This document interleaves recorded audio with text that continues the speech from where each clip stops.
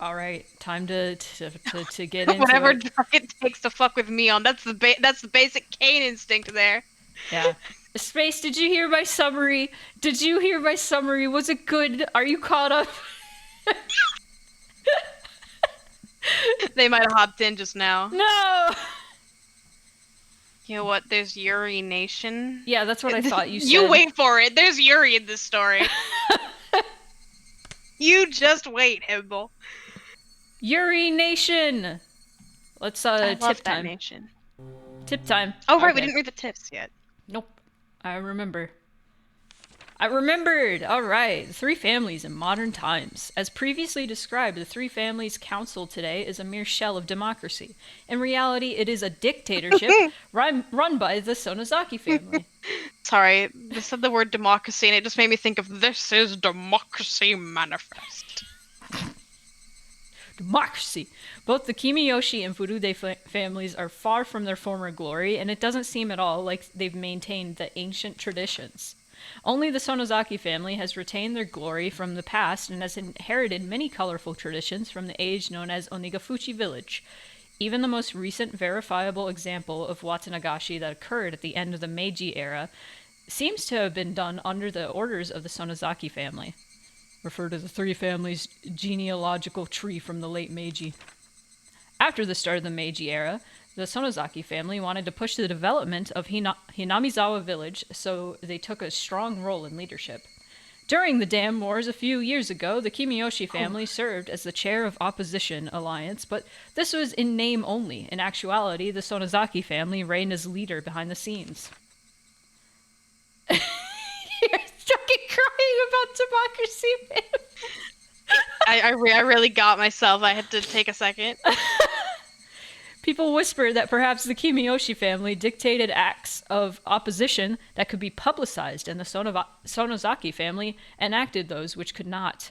Even in Hinamizawa, they whispered that the multitude of unsettling incidents reported during the dam protests, such as kidnapping of the famous head of the Ministry of Construction's son, had been carried out by the Sonozakis.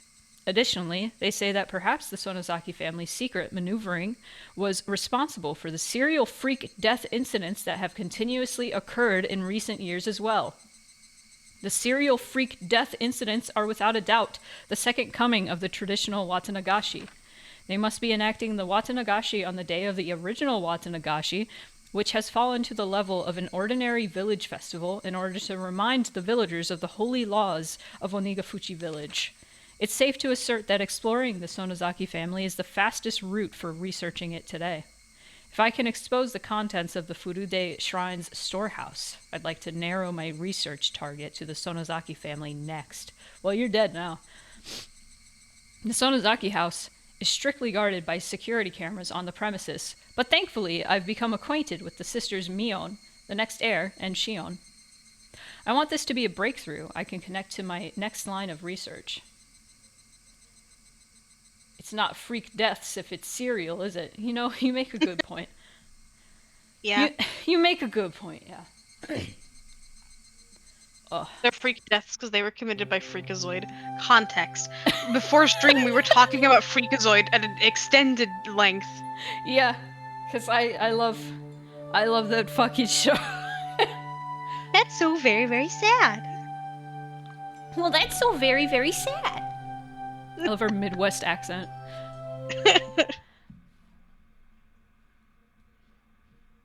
You spend way too much time on that computer.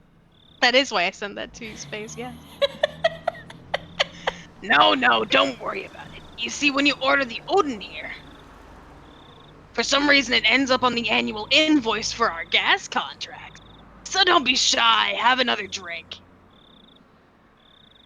Oh, I saw JM's message. I remember Freakazoid for the lip sync joke.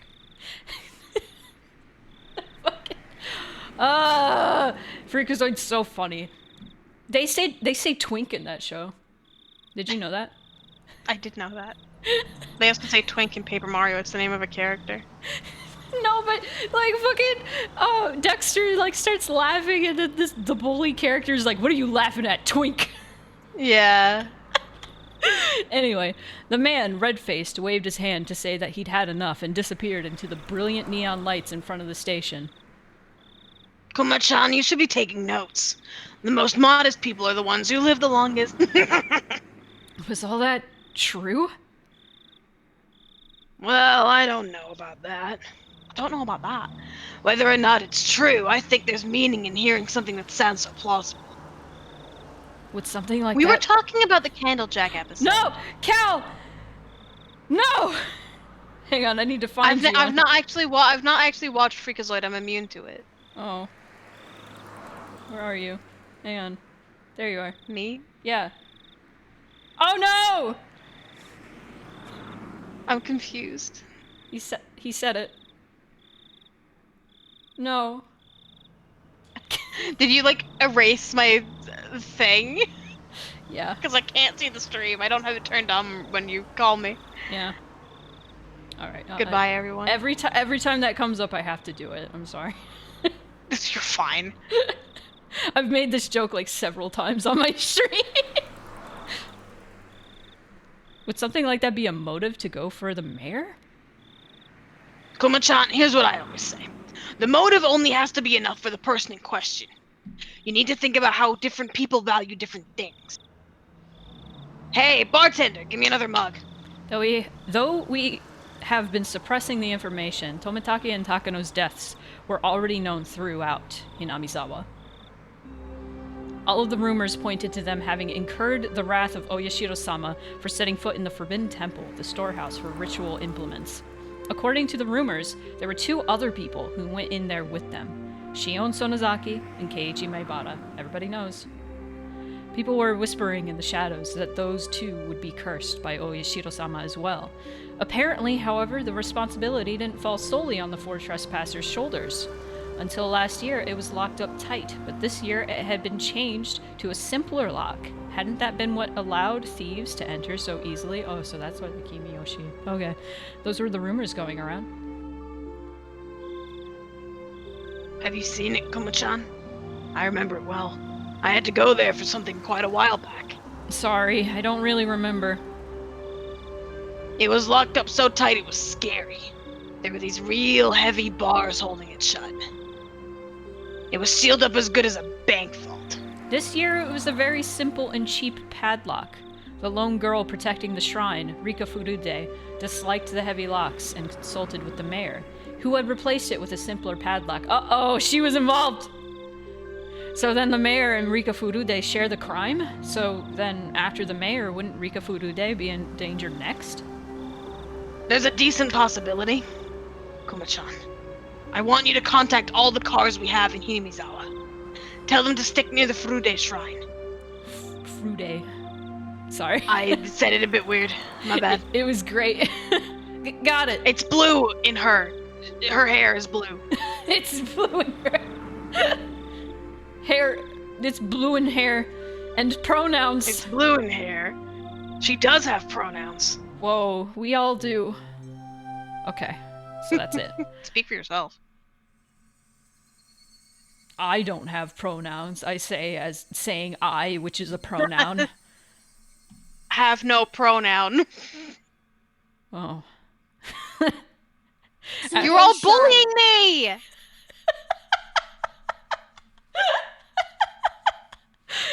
Holder of negative pronouns. After hanging up on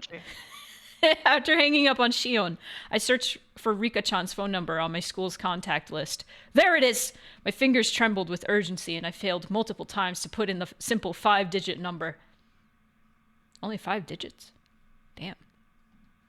Keiichi, are you calling someone at this hour?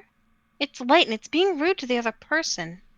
Damn, Scorch is still in the clutches of Stardew Valley, I see. That doesn't matter right now. I shouted angrily at my mother, listening to the dial tone. Pick up, come on, pick up.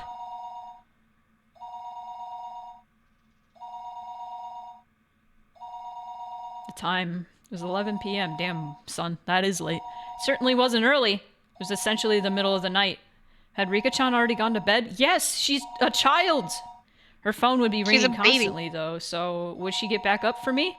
Rika-chan didn't pick up. Who does Rika live with? She has no family. She's a baby. She lives with Sataka. That's not, like, a secret. Okay. They live together. She didn't pick up. Maybe she just happened to miss it.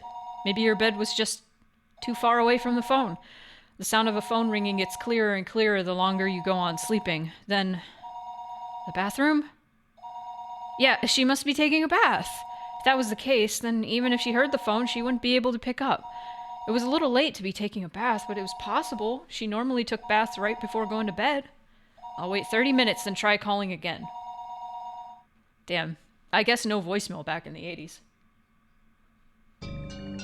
Even as I was thinking that, I called her house over and over again. I kept calling, over and over, again and again. I kept on calling her, but she didn't pick up even once. I think I kept trying for about 30 minutes. Guess she wasn't picking up. Were my phone calls so persistent that she had gotten scared of picking up the receiver? No, that couldn't possibly be it. There was no point in doing this any longer. The best thing to do would be to go there in person. Where was Rika-chan's house, though? Shit, I've never even asked her where she lived. Her residence was written there in the contact list, but it was an address with mostly numbers, so I couldn't tell where it was just by reading it. Isn't there a map or something in here? Rika Furude. Her last name was Furude. It was a bit of an odd last name, so it might be easy to find. Thinking that, I rummaged around the drawer with the phone book, but could only find things like takeout menus and phone numbers for public establishments. Shit. I tore one thing after another out of the drawer, but I didn't come up with any clues as to where Rika-chan's house was. Calm down, Keiichi Maibata. If you don't know, just ask. Ask someone who does know. Ah, that's it. Rena's gotta know. I looked up Rena's phone number on the contact list. Rena Ryugu. There she was. Rena, please pick up. Rena. Oh, you want Hello? Yeah. This is Ryugu. It was the voice of a grumpy-sounding man. It must have been Rena's father. I'm calling in the middle of the night. I need to be polite. I'm sorry for calling so late at night. This is Maibata. Is there any chance Rena-san is around? Reina is taking a bath. Oh, she's done? Reina, there's a friend of yours on the phone. Oh, right. Reina Ryugu was her real name, wasn't it? I had gotten so used to calling her Rena that hearing her real name caught me a little off guard. Hello? This is Rena. It's me, Keiichi. Sorry for calling so late. Huh? Keiichi-kun? What do you need at a time like this? Well, actually, I wanted to know where Rika-chan's house is. Rena seemed a little appalled that I'd call her for something like that at this hour. However, she spoke her next words seriously, as if she'd caught on to how urgent my need was. Well, sure. You know the assembly hall on the grounds of the Furude Shrine? There's a 2-story shack used for storage behind it. That's where she lives. I couldn't immediately visualize the place, but as long as I knew she lived on the shrine grounds, I'd just have to take a look around. Got it! Thanks! Sorry again for calling so late. Apologize to your dad for me too, would you? Okay, but Keiichi-kun, why do you want to know where Rika-chan lives? Rena asked in an unusually sharp way, halting me before I could hang up the phone. I hesitated for a moment about whether to tell her. He was killed because I told him. Keiichi-kun, if you're still listening, could you answer me? Why are you asking where Rika-chan lives at a time like this? Rena affected her usual tone, but beneath her words lay a certain tension, like she'd intuitively sensed something was going on. What will you do, Keiichi? If it's Rena, can't I tell her? He was killed because he found out. I revealed everything, so he was killed. Keiichi-kun! Rena is being serious. Please answer me. Rena asked me once again in a tone so forceful I couldn't imagine her ever using it normally. I was taken aback by her vigor. Rena was Rika-chan's friend too. She had the right to be concerned about Rika-chan disappearing. If I told Rena then, even if only for a moment, I could drive away my horrifying fears. Rena, well, I can't exactly tell you why, but... Yes? Rena's tone was seriously itself. Just from that tone, I could feel her saying, no matter what you say, Keiichi-kun, I'll believe you. That subtle sense of security gave me the courage to reveal the truth. I have a feeling that Rika-chan is in danger. You mean like a premonition, or do you have some reason to believe she's in danger? I really didn't have time to go back and forth with Rena about this. Still, I think listening to her calm voice soothed my pointless impatience.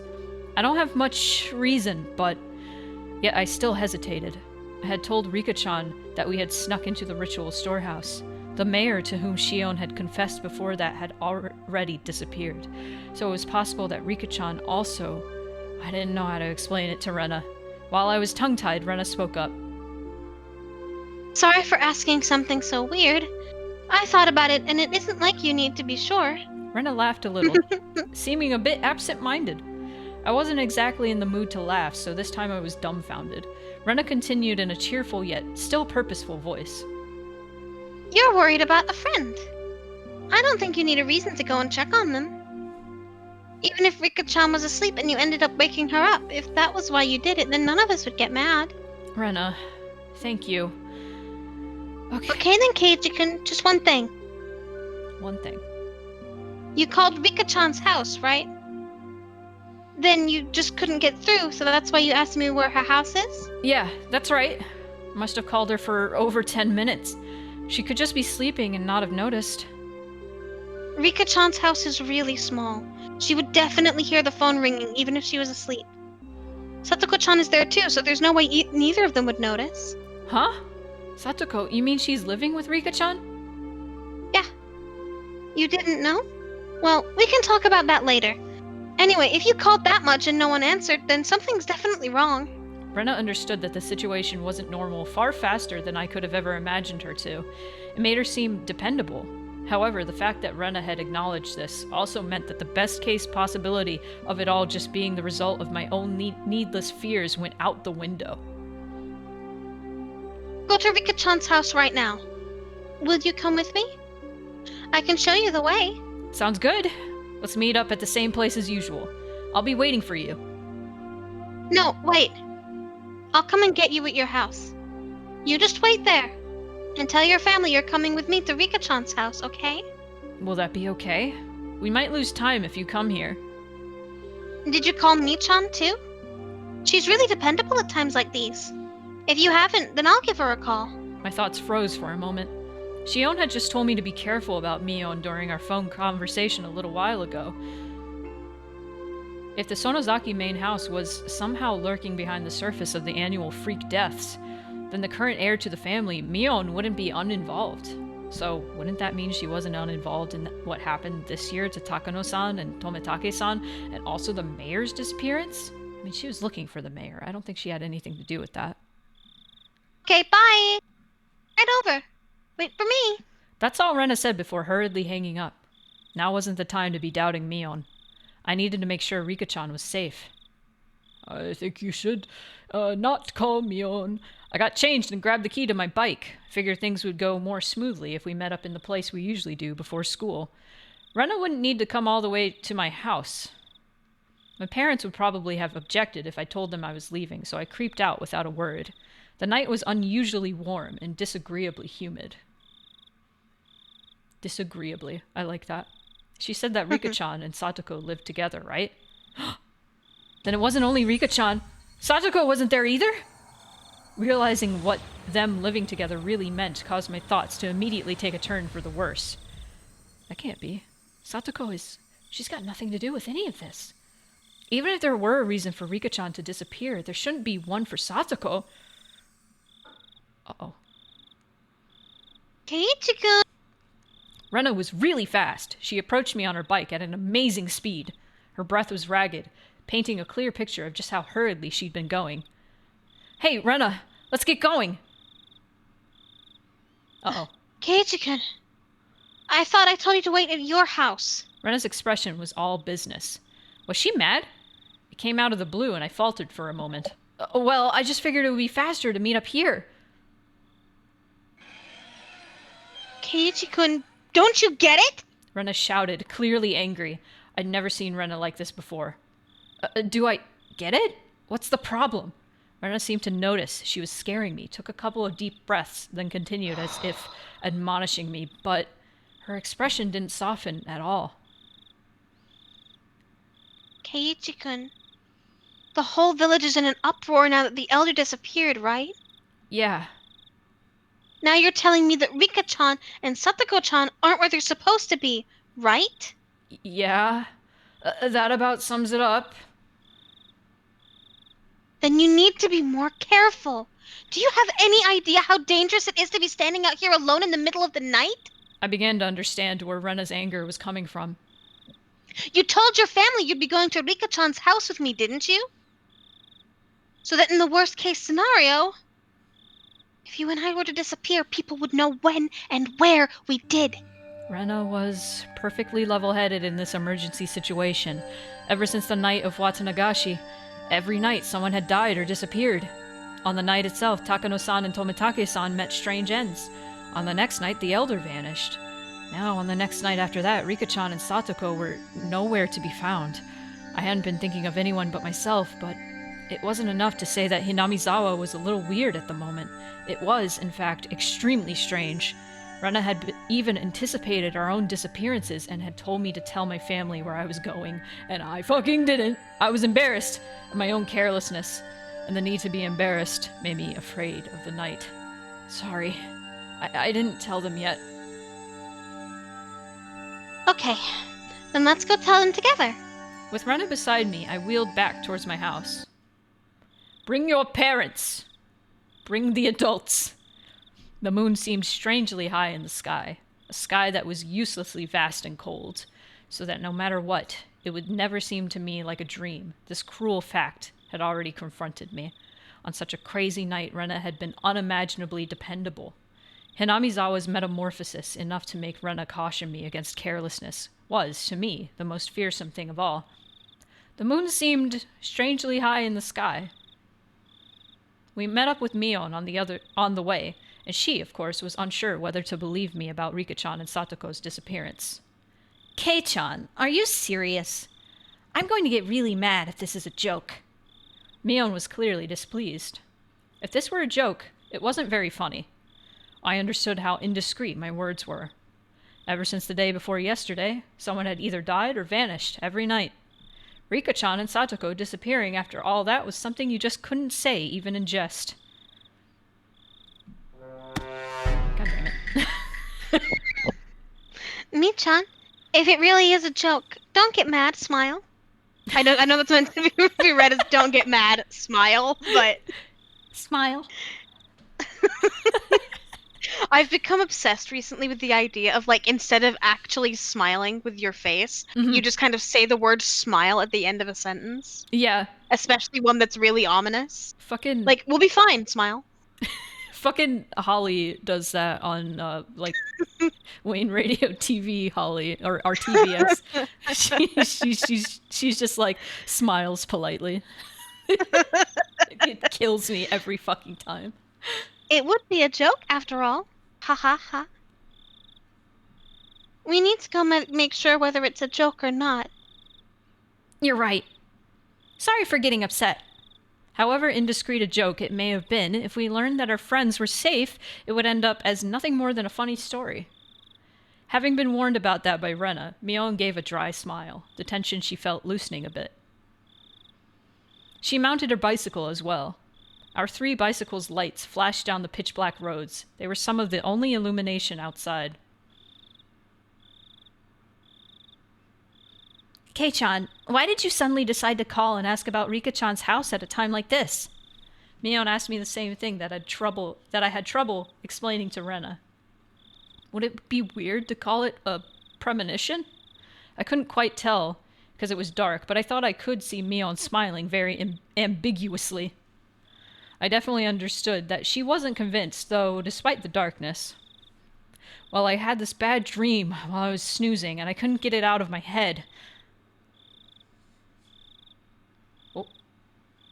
Sorry, someone sent me a picture of a Slowpoke plushie that's really big. Oh, I want it. So, did Rika-chan get kidnapped in the dream? Well, it was more of a vague feeling sort of thing. If Rika-chan had answered the phone, I would have called you and Rena after that. Lies smoothly babbled out of my mouth, makeshift though they were. Oh no. Sorry. 23Y in the chat. I have a feeling you're joking. But just in case you aren't, this is a horror game. I was lying because I thought telling them I was connected to Shion. Oh yeah, you were joking. Cool.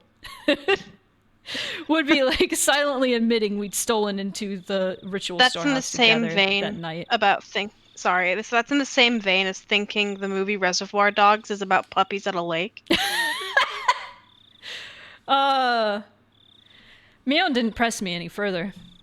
I don't know whether that convinced her, or maybe she figured that making sure Rika-chan and Satoko were safe would be faster than making an issue out of it.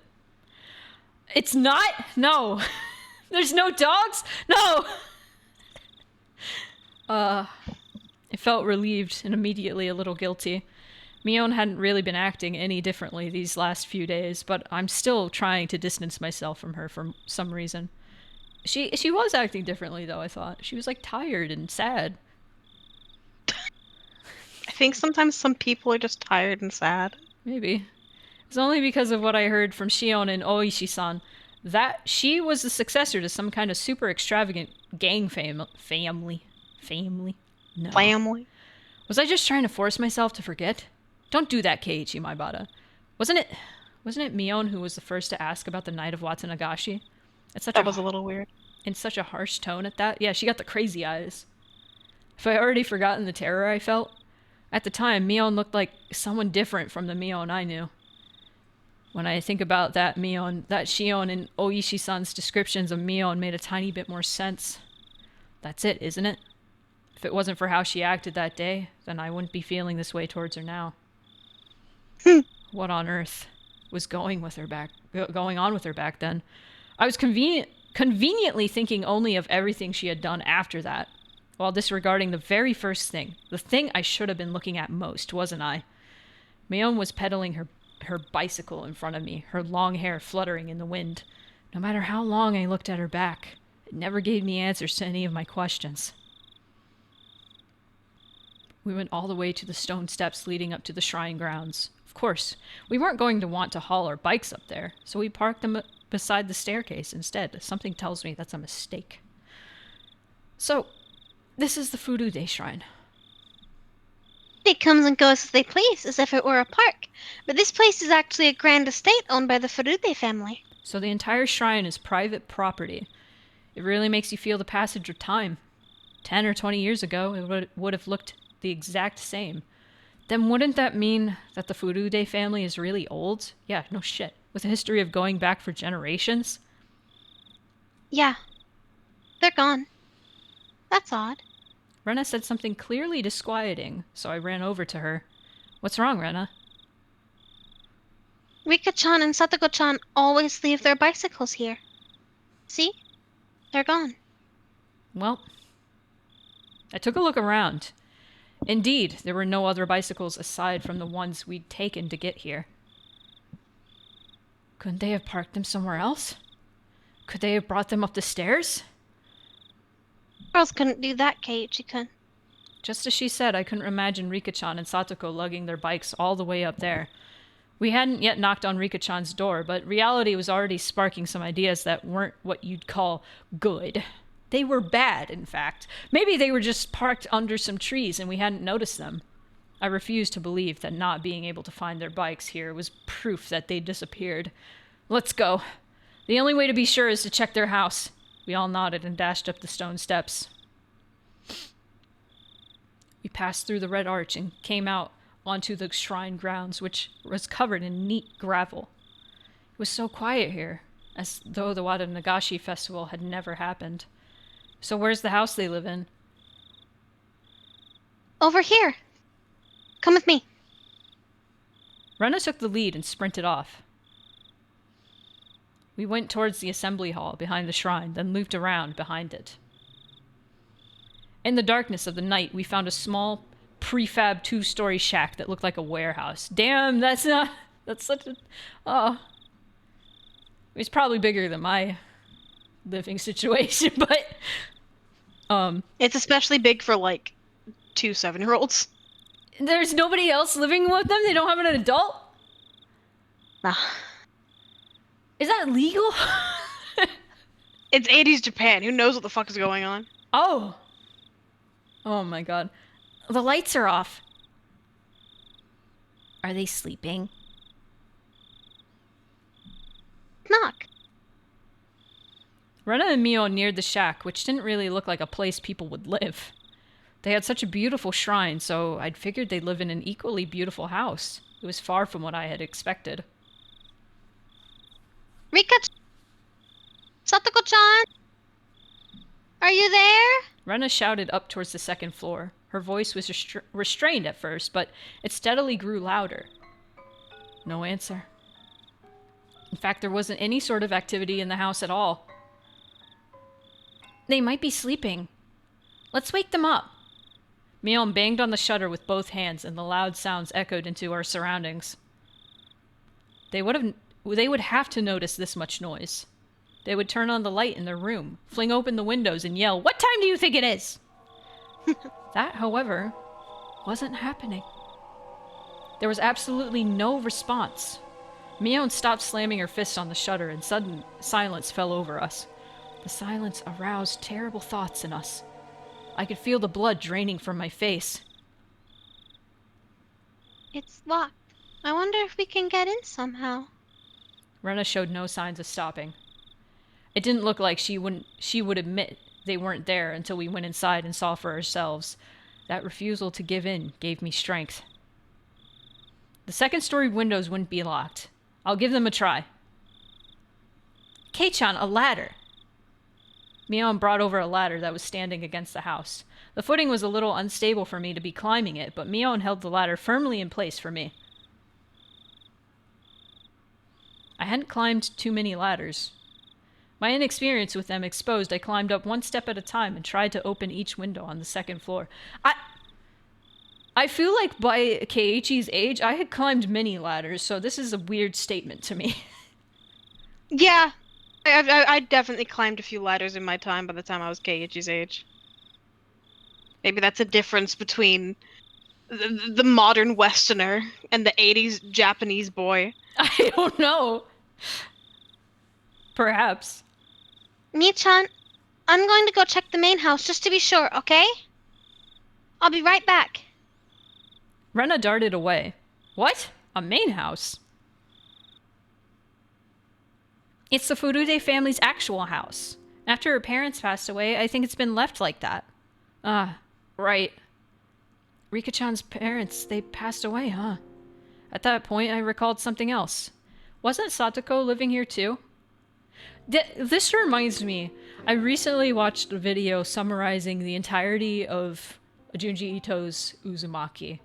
And very early on in Uzumaki, the main character's boyfriend's parents both die. That's not really a spoiler, that happens very early. And he just... Main character's boyfriend's parents. Sorry, I've had to follow that through for a second. So okay, main character's boyfriend lives outside of the town that she lives in, which is the town where everything fucked up happens. So his parents both die, and he just lives in his house alone. He's like 15.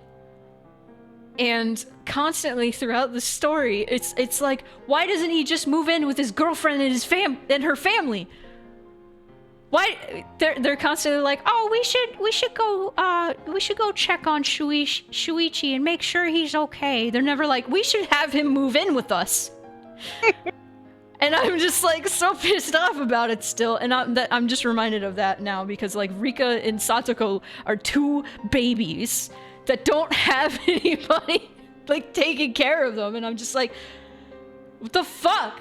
I'm so mad. How do they take care of themselves? Anyway. Got it locked down. No, listen. Satoko's also an orphan. Her parents fell from a cliff because of Oishiro-sama's curse. Then her older brother, Satoshi-kun... Crazy things to say out of nowhere. Then her older brother, Satoshi-kun, he disappeared. Satoshi, I've heard that name before. I remembered. He was the one who disappeared last year because of the curse. Ever since then, Satoko and Rika-chan have been living in this shack. Neither of them has any family, but at least they're together. They helped each other out. Didn't you say that Ryukishi was the child services person? Like, Yes, before Yeah. he started writing. I wonder. This becomes more relevant next episode. I wonder if, like, yeah, like, if this is writing from experience, like, oh yeah, we just found 2 7-year-olds living by themselves, and it's like, hello? It would not surprise me. Hello? It's so dark. Oh my It's god. so cold. Oh my god. Rena said main house, didn't she? Wouldn't it be easier to live there? The curtains were drawn, so I couldn't get a good look inside to see, but 2 young girls living together seemed like a pretty tough life. Yeah, no shit! I'm so mad about this, I'm sorry. I think she tried that at first. She said it was hard, though, because it reminded her of her parents. I mean, when I was like that age, I was like left home alone for like a few hours when my mom had to work and stuff, but like... I was a latchkey kid. Yeah, From being like... Yeah. From birth, basically. Like, I had my Nana in the house, but she was really old. Yeah. Even then. And, like... I often say that I was basically raised by our family dog, and it's not wholly inaccurate. Mm-hmm. Because pretty much the only influence I had on my life regularly was our dog Spot. Mm-hmm. And like my Nana would be there to like cook larger meals when my parents came home, but like most of the time I was taking care of myself, and if I got hurt or something happened, I kind of just had to deal with it because Nana was old and she couldn't really do much of anything about it. Yeah. She was mostly just there that, like, if I left the house and went missing for several hours, she'd call the police. Yeah. But at the very least, there was an adult there. Yeah, no, for sure. Like... It's a better situation than most. God damn, when I was that age, my dad and mom never left me alone. They refused to leave me home until I was like 17. See, most people I know, that was how it was. But my mom didn't have an issue, like kind of like trusted to leave us home like an hour or like a couple hours, like when we were like 7, 8, like around that age was when she started doing that and felt fine with it. But like, man. Man, it was only a few hours and my mom would be home in time to like make food and shit. So like, goddamn, I'm pissed. I'm sorry. I feel for No, these. you're fine. I feel for these children. I'm just like, I can't imagine that. I had no idea. I feel really bad for them. They were normally so cheerful at school that I never even realized an atom of this. Rika-chan and Satoko-chan. They have it hard, huh? It's a little better. Oh, thanks, Mion. It's a little better when you realize that because so important to like the families of the village that like if she needs something, she can probably just ask and she'll get it. Yeah. But like at the same time, living alone with another 7-year-old girl, and like if something happened in that house to the both of them, something really, really bad, you know, like this, nobody would know for hours or days. Yeah. Anyway, Mion thinks she's cursed. She's cursed. Huh? Suddenly, Mion said something in a low voice that it sounded like she was really cursing someone, and I didn't let it slide. I turned around on the ladder to face her and ask again. Mion, what did you just say? I said, she's cursed. Mion, still holding onto the ladder, brought her head up to look me in the eyes. As soon as our eyes met, an absolute zero jolt of electricity surged through my body. Oh. Mion's eye... Oh, I remember this from the last chapter. Mion's eyes clouded over, and within them boiled and bubbled a stew of chaos. They whirled around and around like a raging sea, and bubbles floated to the surface. I had, at some point, been trapped on this ladder, like being cornered on a dead-end street. Mion, you... Why are you making that face? I intended to follow that up with, "You're going too far with this joke," and give her a forced smile. However, on such uneven footing as I was, the only thing that came out of my mouth was a hoarse groan as I desperately struggled to not let nausea overwhelm me. "Satoko Hojo. She's been cursed by Oyashiro-sama." Mion answers the response to something I never asked, as if replying to somebody else's question. "The only people who fell from the park observation platform were her parents. Only her parents, who treated her like dirt, died that day. She was the only one to survive.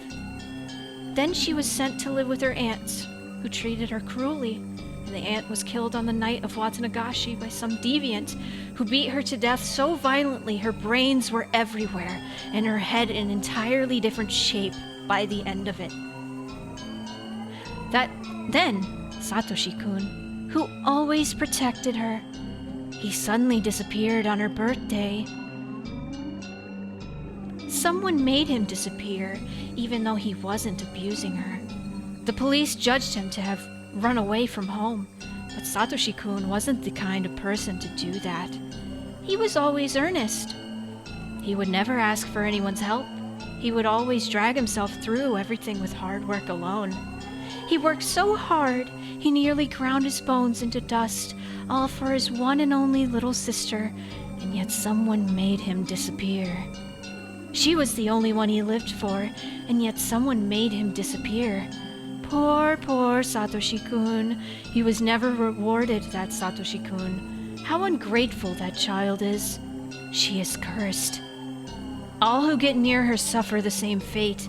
The curse kills them, or the curse makes them disappear.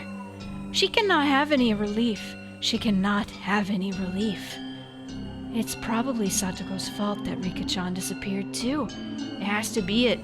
It has to be, it has to be it, it has to be, it has to be, it has to be, it has to be, it has to be, it has to be, has to. Oh, she's going fucking crazy. Mion was mumbling words over and over that were no longer coherent. Her shoulders were trembling so hard that I could feel it through the ladder. I almost lost my footing, which made me realize just how far away the ground really was. Calm down, Mion. I don't know what you're talking about. I wasn't sure if she even heard me. Mion rocked back and forth, and that rocking and trembling was becoming even more violent. Help me. The ladder, it's falling. Help me. Help. Oh. Just then, I heard the sound of many people running towards us. Uh-oh. Hey! Over here! I very nearly said help me outright. 4 or 5 adults, led by Rena, ran over here with flashlights. Kate-kun! Ni-chan! Sorry I took so long. Oh gosh, I borrowed the key. Oh, nice one. Seems all the windows and doors are perfectly sealed. I was getting worried. I love, like, the juxtaposition of Mion going fucking crazy and then being like, oh, yay! This scene is really iconic in the anime because the animation is not good. Oh, cool. Awesome. Like, the faces that Mion is making are, like, fucking... I think disgusting is the best hold word on. to Is it, hang on. I have an emote for it. Is it this one? You have an emote for it? Is it that No. one? Oh, okay. No. Oh god, I can't even, like... I wouldn't even know how to describe it other than, like... You know how Popeye has one really big arm? Imagine that, but for your face.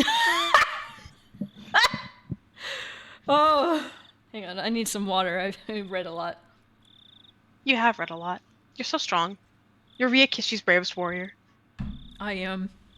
You are. I will accept that. Oh. Alright.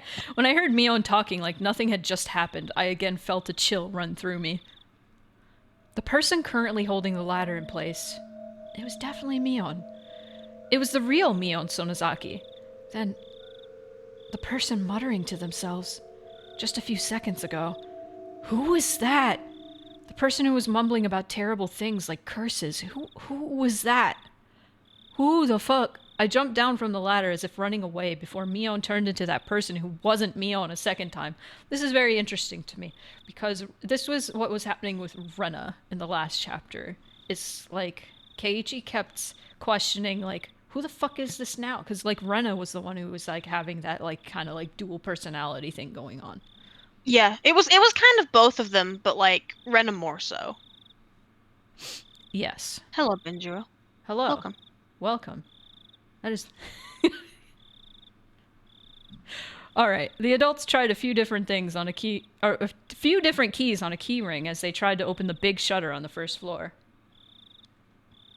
The only me is me. Are you sure the only you is you? Yeah! Oh. Fucking PT reference. Hell yeah. Rika-chan's house used to be a you. disaster shelter for the town council.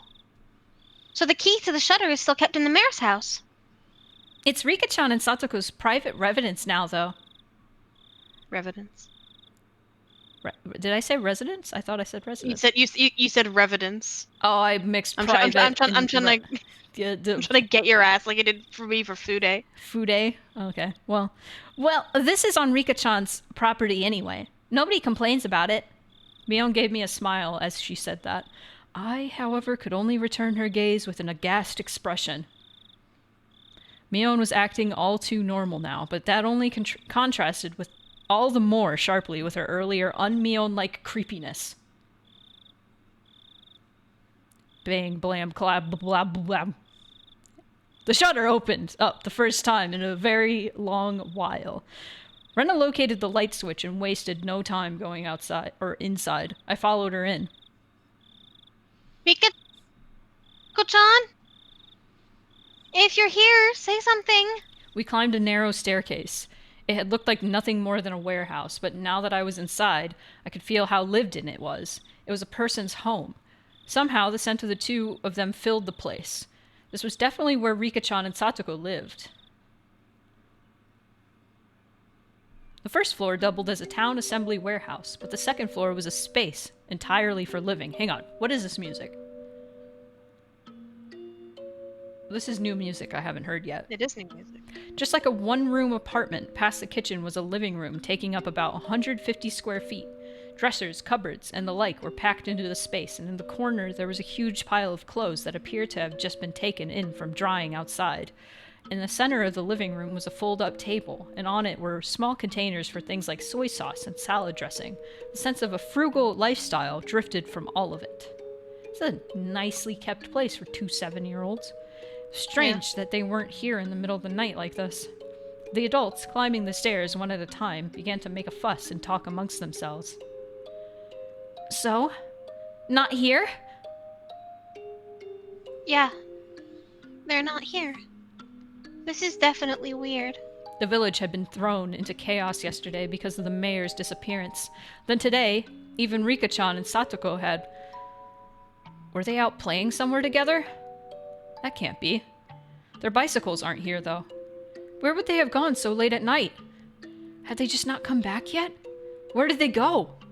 The adults put forth various possibilities, and the house immediately devolved into a state of confusion. Eventually, Mion settled them down. I don't want to believe it, but the mayor, Kimiyoshi, disappeared yesterday. We can't say this is unrelated. The adults' faces paled at Mion's declaration.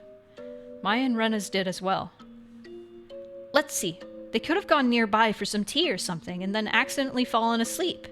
Whoever invited them might just not be able to wake them all up at all, too. Let's eliminate that possibility first. Makino-san, please go around to the houses near the stream. Keitaro-san, go look near Ojaga Lake. Okamura-san, God fucking damn it. Okamura-san, Mion promptly gave directions to the villagers. The adults followed them without hesitation, despite her age. We'll remain here and call up anyone we can think of on the phone. Okay, everyone, you have your orders. Got it. The adults all roared in reply and pounded back down the stairs below. Mii-chan, you're not only chairperson of the school, but Hinamizawa too. No time for jokes. Hey, step aside. This old man is using the phone. This old man. he did. I think I made that joke before. Mion grinned proudly, took the receiver, and got started. Rena gave Mion a trusting look, considering her dependable for doing all of this. My feelings, though, were a little more complicated since she got the evil eyes, since her leadership seemed to be affirming the Sonozaki family successor impression that Shion and Oishi-san had given me. Stop right there, Keiichi Maibara. None of that matters right now. The most important thing is to make sure Rika-chan and Satoko are safe. Let's see. Couldn't there be a clue hinting at where they might have gone somewhere in this room? Still, though, I wouldn't know what to look for anyway. If we tore the whole place apart and figured out what was different from before, we might be able to speculate, but there was nothing strange about this room, and there were no clues in sight. In the first place, I had never been here before. There was no way for me to know what was different if I didn't know how the room usually looked. Hey, don't give up, Keiichi Maibara. Stop thinking and start looking. For something. In search of something, I tried pulling open the dresser drawers and opened the windows. I didn't uncover anything meaningful, though. Rena, also unable to stand around doing nothing, was looking around the room like I was. Rena, I don't think you'll find Rika-chan by opening the refrigerator or the cabinet underneath the sink. They might be hiding. How? As we were searching, it got noisy outside. Villagers were quickly assembling here, having heard the commotion. Of course, a lot of them were probably people Mion had called. I'll go tell everyone what's going on. The police will be here sooner or later, too. We'll need to explain the situation to Oishi. Mion began descending the stairs, and we followed her out to the front of the house. There were already around 10 adults there, and all of them looked uneasy. I suddenly noticed that the old people from the shrine were here as well, and they were praying for Rika-chan's safety, rubbing their prayer beads. This had gotten bad. This wasn't just a problem between friends anymore. I want to be man. Mion-chan, is it true that Rika-chan and Satoko-chan aren't anywhere to be found? The villagers all formed a ring around Mion, swarming her. Mion raised her right hand, as if silently telling them to calm down. First, let's check every house according to the town council's notification division and see if they're visiting anyone. After all, they could be fast asleep at someone's house and totally unaware that we're looking for them. It would definitely be hard for someone to wake up Rika-chan if she had eaten a good full meal and fallen asleep like a kitten afterwards. Oh, how nice it would be if that were the case. I don't want to think about this, but it's also possible something bad has happened. Mion's face grew remarkably more grim, and a wave of silence washed over the adults. We should divide up the work, too. We'll all go around to all the places we went last night while looking for the mayor. We'll go look around the damn construction site as best we can. You guys go search around the school. Right, let's get a move on. Come on, let's go. All of you were up all night looking for the mayor. I know you're all low on sleep, but please, do your best. Got it. Got it. Got it. Got it. With that as their signal, the adults scattered in every direction. Figured I could scatter somewhere as well, so I started walking unsteadily in a direction no one else had gone in. I was getting farther and farther from people. I didn't feel scared or anything, though. If someone were made to disappear, Shion and I should be first. It would have been perfectly normal for me to be scared of the dark. However, I didn't feel that way. Why was that? It was because tonight, someone had already disappeared. So nobody else would disappear tonight. 2 people disappeared. 3 people altogether. That's fucked up. Hang on, snoozing that ad. Don't. There we go. It would take some time before I, exhausted as I was, would feel guilt at the cause of my own selfish sense of relief.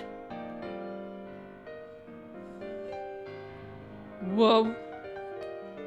Should we take our first break? I think so. You can run that ad. Run that ad. Alright. Usually those are good places to stop. Alright, yeah. I think this is a good place to stop. It was panning. Gorgeous. I'm gonna let the panning keep going.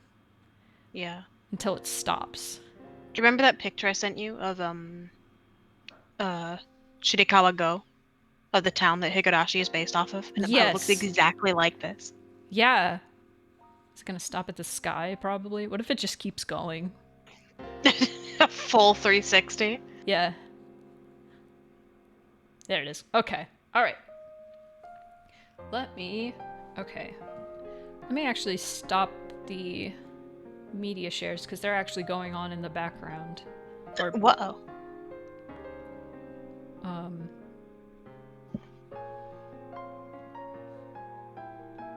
Stop that. There we go. You stop that. You stop that, because I like this music for the BRB screen. You can just have Yeah. that. And I'm gonna pause the VOD. Oh. Alright, let us get back to it then. Back into it. Okay, a little bit more water from my leaky ass water bottle. It's fine now though, because it's hot, and like getting a little bit of water dripped on me is like, oh, that's refreshing. Woo! Alright. Let's go. Suddenly, my vision cleared and a cold wind caressed my body. This was the hill from which you would see the whole village. Looking down from this hill... Let me try that again. Looking down from this hill, I could see lights on here and there, and knew that the entire village had awoken from its slumber. First Takano-san and Tomitake-san, then the mayor, and now even Rika-chan and Satoko had been sacrificed, and word of it was spreading everywhere. The strength in my knees left me. This could no longer be a joke. We could have found them. Mion would have told me I was a worrywart. Rena would be glad we did, and they would have smiled at me. My hopes disappeared as if I were awakening from a dream. That was what the view I could see was telling me. Having break is a good idea at the very least. The only thing with the fact the ads are forced. Yeah.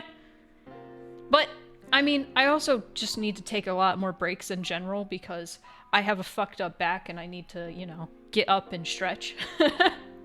The Cat Returns! I love that movie. Following my knees, my arms both bent forward onto the ground, and I clawed at it with my nails. I couldn't figure out if I was feeling sorrow or frustration. Is this my fault? I couldn't endure the burden of my own sin, and I had just told Rika-chan about it. They had nothing to do with it, but Rika-chan and even Satoko had been sacrificed. Oh, hey, Streamities. I don't know why Streamities just connected, but whatever. It was like a cross that Shion and I would each have to bear the weight of until we ourselves were erased. Well, if I'm going that far, then the problem started long before that. My original sin of breaking taboo and entering the ritual storehouse without asking. I knew I shouldn't have gone in there from the start. Yet I lost out to cheap curiosity. I hadn't felt so angry at myself until this very moment. There was a crunching sound. I wasn't even interested in who made the noise, despondent as I was.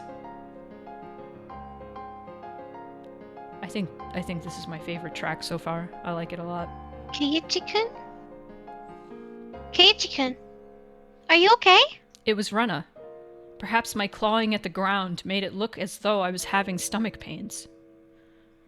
She ran over and rubbed my back to make me feel better. This is all my fault. It's because of me. It's my fault. Keiichi-kun's fault? You didn't do anything wrong. Please don't blame yourself for this. I could tell Rena was doing her best to choose the right words out of consideration for me. That's why I could sense her intent behind those words. Keiichi-kun, you know why Rika-chan and Satoko-chan disappeared, don't you? Is what she really meant to say. Because it was an emergency, Rena had ignored the reason why I wanted to make sure Rika-chan was safe, but now that we'd actually confirmed her disappearance, it was only natural Rena would start to wonder about why. However, with the situation having gone this far, I couldn't possibly tell her now. I didn't want to admit that Rika-chan and Satoko had disappeared, but I couldn't let Rena disappear either.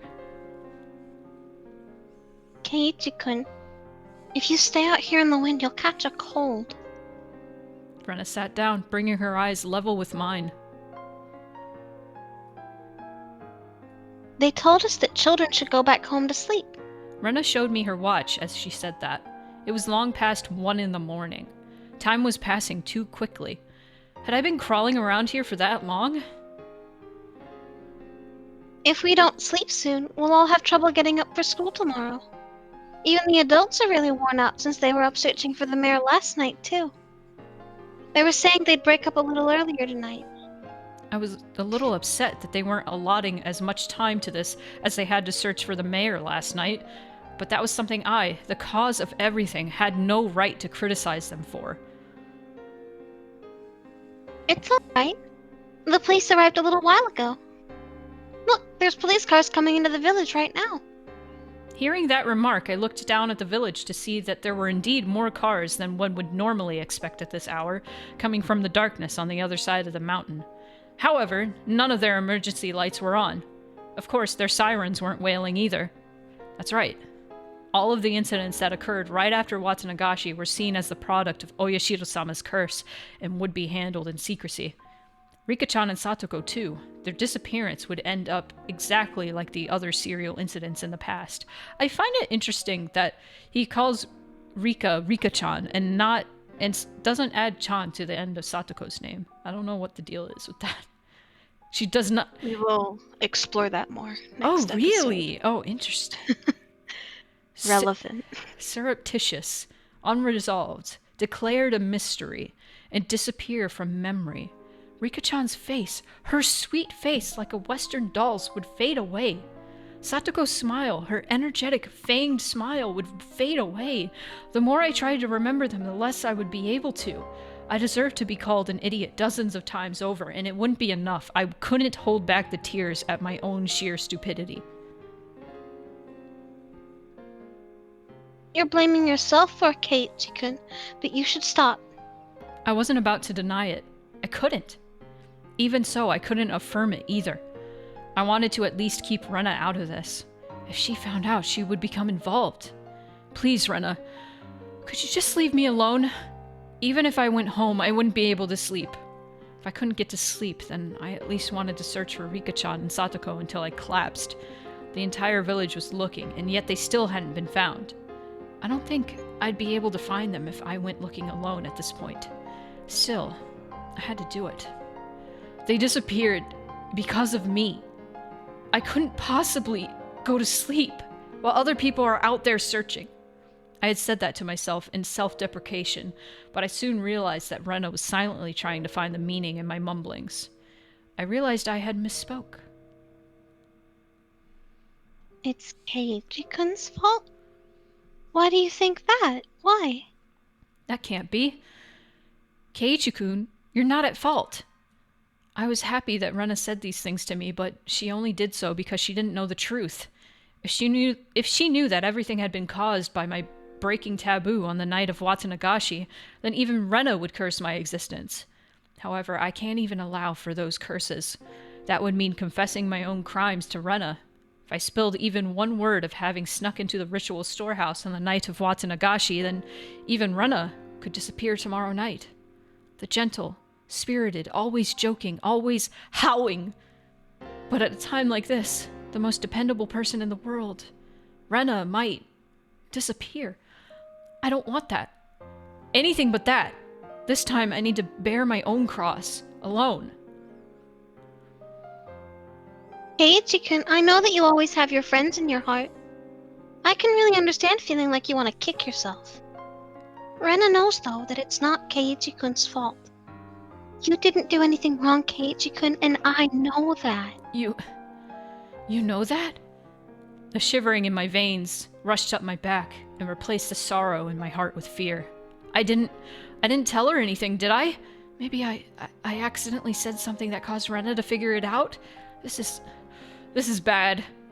Now, Rena will disappear. Rena will disappear. Rena will disappear. Then Rena, the same way I always did, grabbed my hand and began to pet it roughly. Keiichi-kun, are you thinking that Rena might disappear now, too? Because of Oyashiro-sama's curse. She puts more force into the hand rubbing my head. You don't need to worry about that. Rena isn't going anywhere. I promise. Why, How can you say that with such confidence? I mean, someone's been sacrificed every night so far. There's no proof that it wouldn't happen again tomorrow night. There is even less proof, after all, that the sacrifice wouldn't be Rena. I don't care who you are. Just please, if you're going to erase someone, erase me first. Please, stop cruelly getting rid of people we're close to, like the mayor for Shion and Rika-chan and Satoko for me. Shion's hysterical shouting came back to mind. They must be planning to kill us last of all. They're not killing the first people who come to mind. They start by killing those we're close to, and then after they've caused us so much pain, they'll kill us. That must be what they're doing. Rena, please don't disappear. Please don't. As long as I'm still here, I can no longer conceal the sobs welling up within me. Okay, Ichi-kun, crying doesn't suit you. Let's go back to the others. The housewives are cooking some miso soup for us. It'll warm you up and calm you down. Rena prompted me to stand. I didn't have the energy to oppose her, so I stood as she urged me to. We returned to the shrine grounds to find several gas... I knew it. I knew the soup was coming. We returned to the shrine grounds to find several gas stoves there with miso soup in big pots. The many villagers there sipped at the soup they were given in dead, stony silence. Their expressions were absolutely exhausted. Everyone had just been running around the village until a little while ago. From the dreary looks on their face... Hang on. I just realized something. I didn't turn my fucking timer on. Oh no. Hang on. This is gonna bother me if I don't do it, because of my dumb, probably OCD brain. There we go. Okay. Alright. Crisis averted. Anyway. From the dreary looks on their faces, though, I assumed they hadn't come up with anything yet. Stop it, phone. Kei-chan, where did you go? I was worried you disappeared, too. Sorry. Mion held out some miso soup for me, but I refused the offer. I didn't have much of an appetite. God fucking damn it, soup. Ni-chan, how is it? Did you find any clues? Mion took a sip of her soup, her expression frank. Not at all. School ended and they went home. Then the two of them went somewhere on their bicycles. Moreover, nobody ever saw them riding their bikes, so... When it gets dark out in Hinamizawa, people quickly vanish from the streets. Aside from adults hurrying back home from town in cars or on their bicycles, it was normal to see absolutely nobody walking around outside. It wasn't at all strange that nobody had seen Rika-chan and Satoko riding their bikes. It was the same last night with the mayor. There's no hope. Mion's apathetic tone pricked my nerves, but that anger quickly subsided. She had been doing all sorts of things to try and find Rika-chan until just a second ago. If I asked her, she'd probably say she was up all night last night too, looking for the mayor, wouldn't she? She must have been far more fatigued than I was. Besides, what about me? I had spent the time hunched over in indecision all alone. I had no right to say anything about Mion. Kei-chan, I know it's hard, but let's turn in for the night. We just decided we should break up the search for now. Drink this and let's call it quits. Is this the end?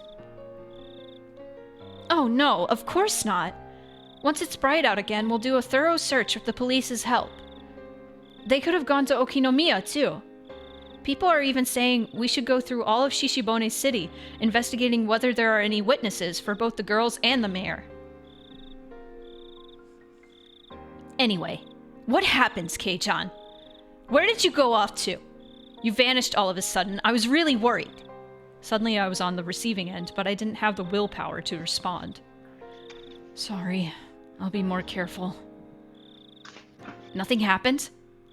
There wasn't anyone suspicious spying on or stalking you? Nothing like that? Mion demanded with a serious expression. I was being criticized for how inconsiderate I had been. Despite being in so much pain, I was frustrated that I was being criticized, but it was my sin. My sin, and I must bear it alone. Nothing. I'll be careful either way. Sorry. Mion, now aware that nothing had happened, heaved a big sigh with her shoulders, looking relieved. Uh-oh, tasty! Oh, my. I knew I smelled something good coming from over here. I'd be much obliged if you allowed me to have some. We heard the repulsive voice of a fat man.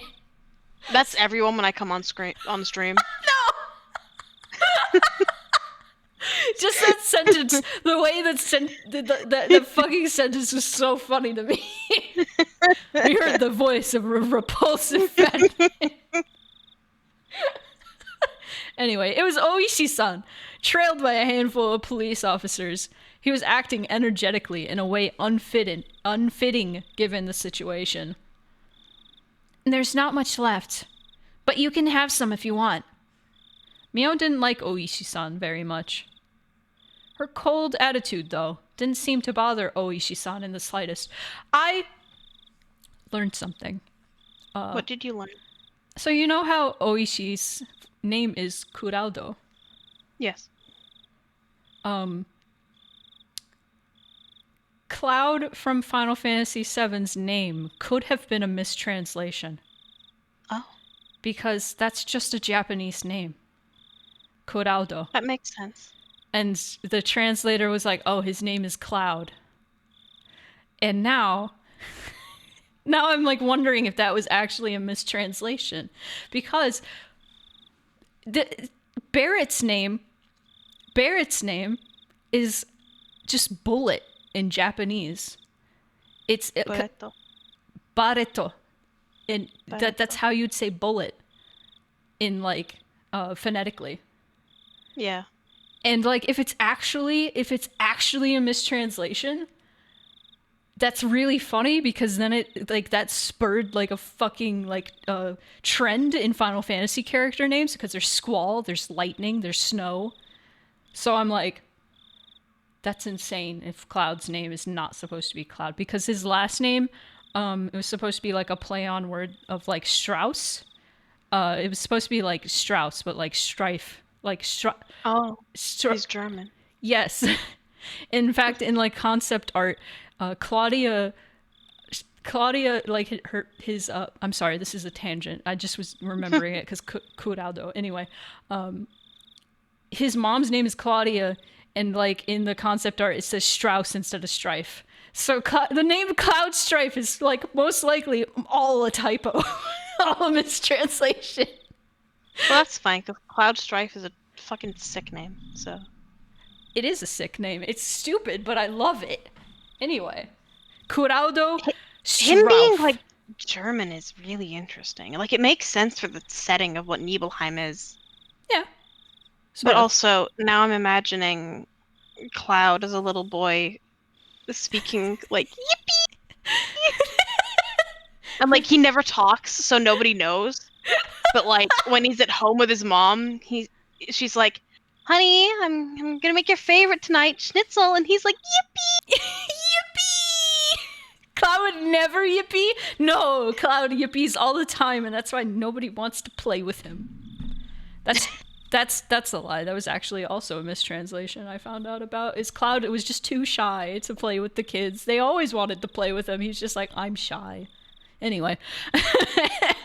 Her cold attitude, though, didn't seem to bother Oishi-san in the slightest. It was like splashing water in a frog's face. Well, now, miso soup leftovers have a bit too much salt for my taste. Boo, salt's so lovely. Confound it! Would you all like any? I don't even know if Moonpie actually said yippee right there, but anyway.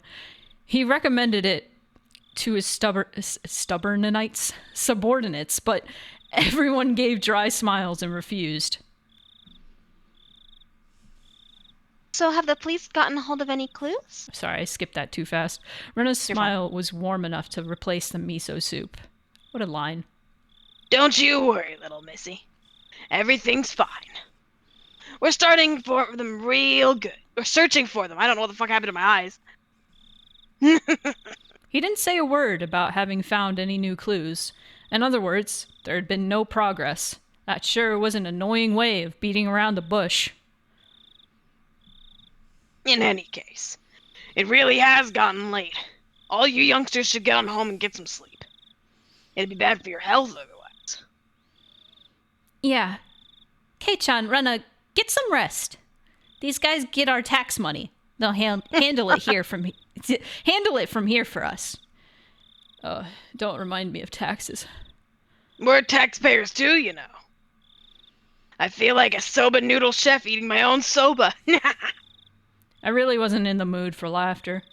In fact, Oishi-san was the only one laughing like an idiot. Okay, seriously, please do your best. Let's go home, Keiichi-kun. It'll be harder to wake up tomorrow if we don't. Hang on, what is this copy-pasted Wikipedia? What? We know who Cloud Strife is. We play that game. I just don't understand why Gil is putting this here. It is spelled out Kuraudo in, like, katakana, so maybe it was meant to be. I don't know. Maybe... I mean, most names are spelled out with katakana. Yeah. Yeah. Yes, Hepburn. that's right. I can always bring you home if you need. Kuma-chan, why don't you bring the car around? No thanks. We came on our bicycles, so... No need to worry. We came in a truck. We'll just throw the bikes in the back. We may have gotten pretty sleepy, but we just needed to ride home at this point. I didn't want to bother the police like that.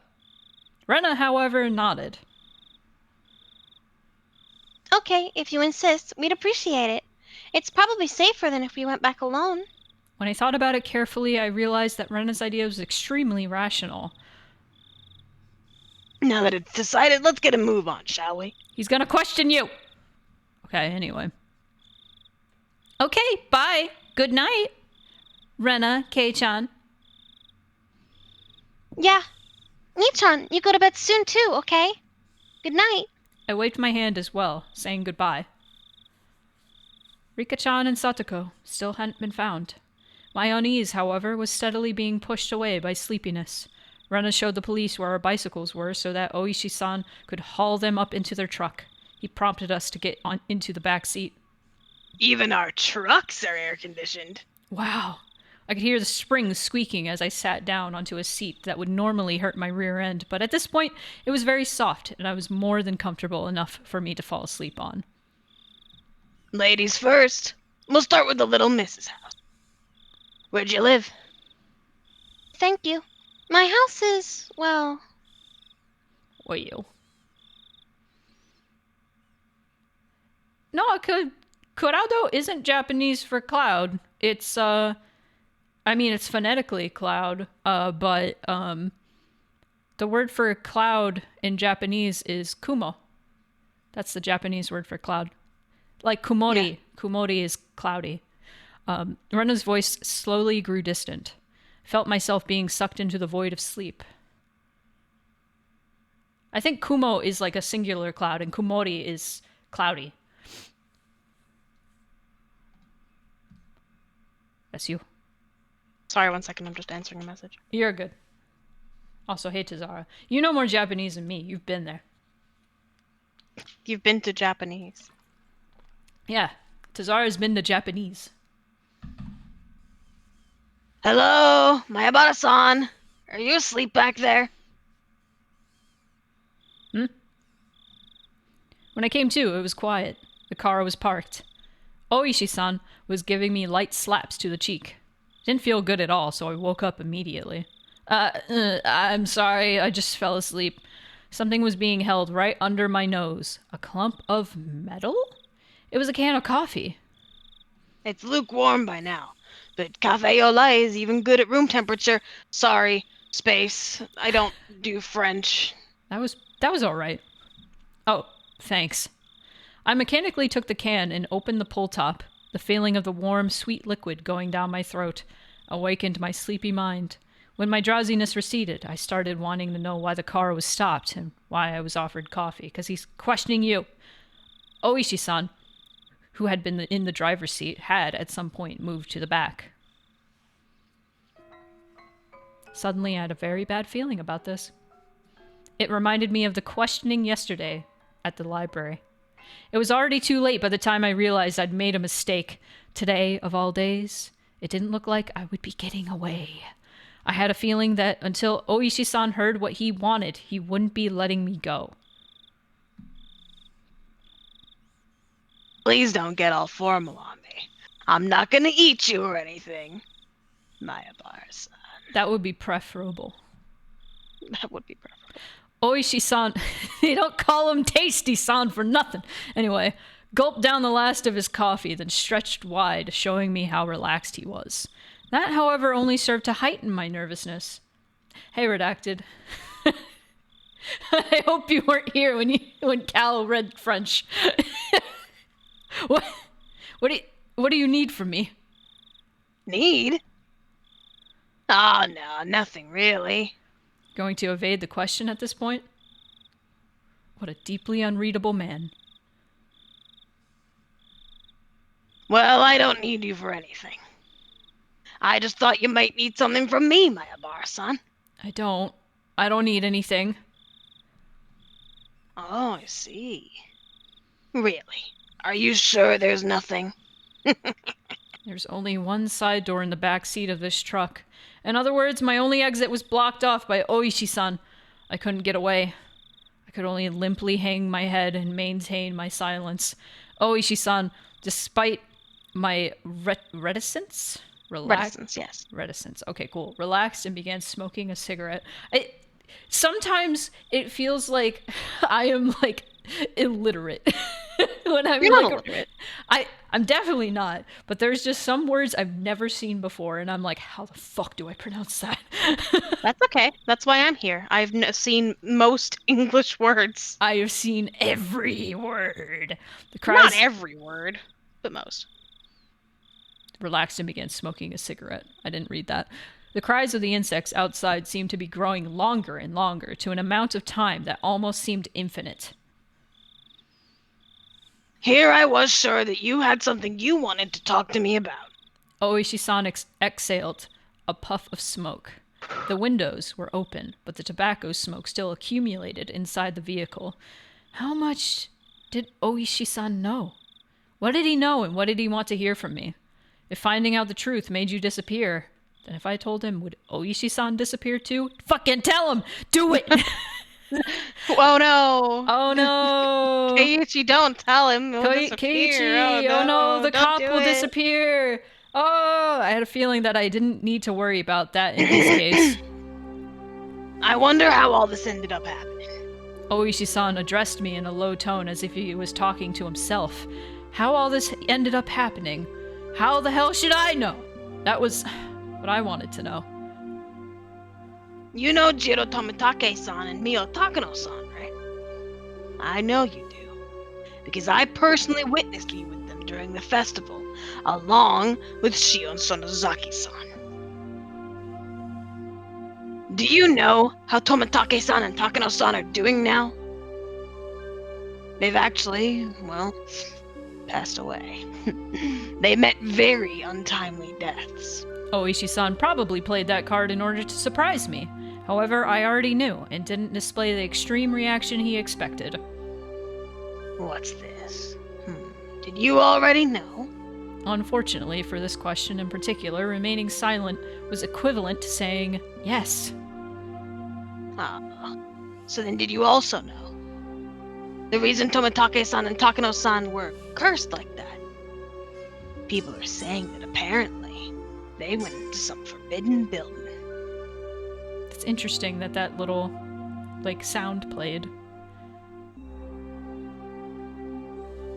Oh, the storehouse for ritual implements. That forbidden shed, sealing away Hinamizawa's blood-stained past, where the mistake that started it all happened. Do you know about the rumors that say the mayor and Rika Furude-san were cursed because of that too? That would mean it was mine and Shion's fault. He was right. As soon as we revealed what we did.